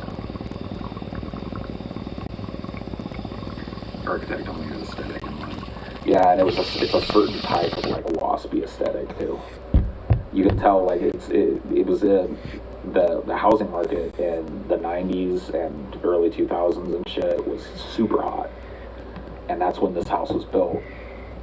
So that's when my house was built. And so, like, you know, everybody, like... The house that he's living in right now is probably more akin to something like mine. everybody wanted a house that looked Looks more like at least it's a 2-story one, so probably not entirely. expensive than it was. You know what I mean? Like, you wanted to walk into your house and see, like I said, in this house, the pointless, like, cathedral ceilings or whatever they call them. It's like, is it impressive when you first see it? You're like, whoa, this room is way bigger and taller than you think it is. Neat. But then you start actually... Yeah, I got a room like that in my house. Yep. on the functionality of it, and you're like... Doesn't really add much functionality when it comes to, like, you know, heating and insulation. In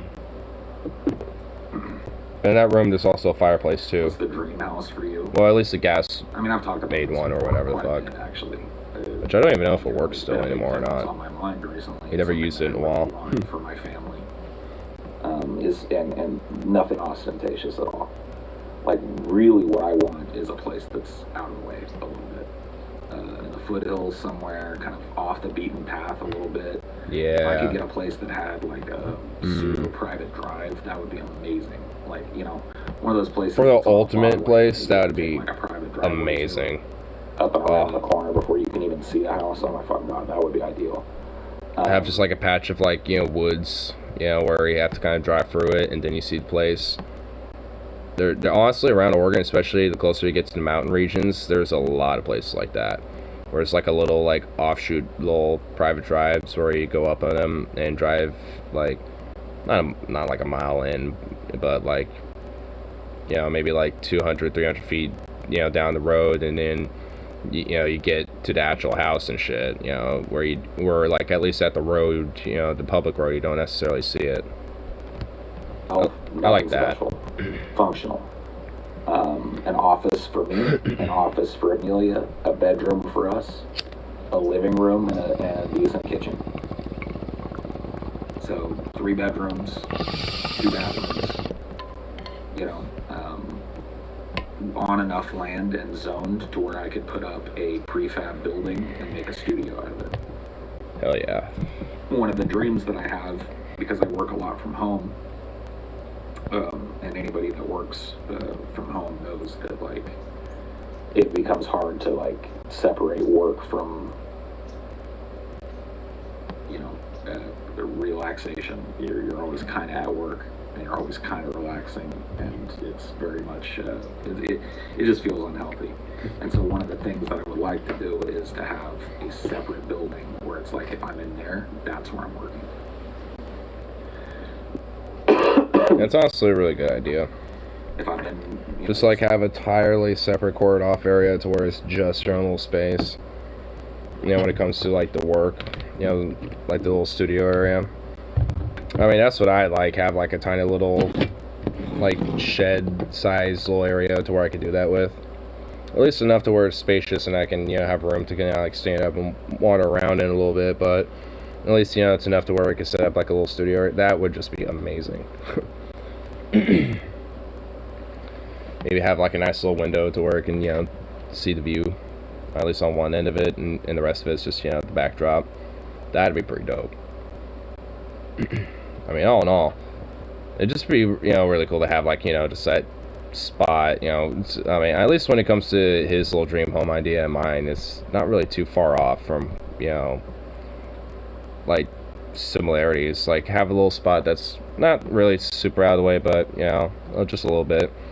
You know, it's kind of like a little drive around the corner.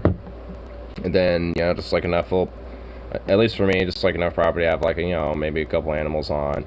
Enough for so I'll just roam around and run free and have fun and shit. And then, like a little area for like a little studio set up. Kind of like a little demi-cultural farm thing going on too. A couple other things.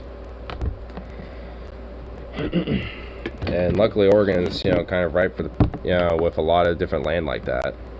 That's what I like about it.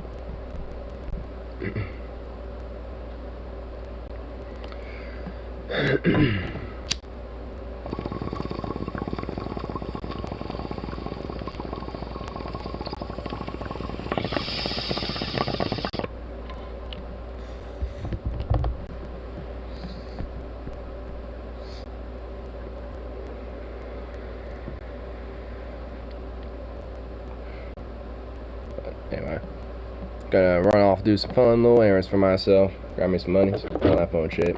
So, at least for the meantime, I'll look all good. Be back a little later, of course. So, peace out for now, but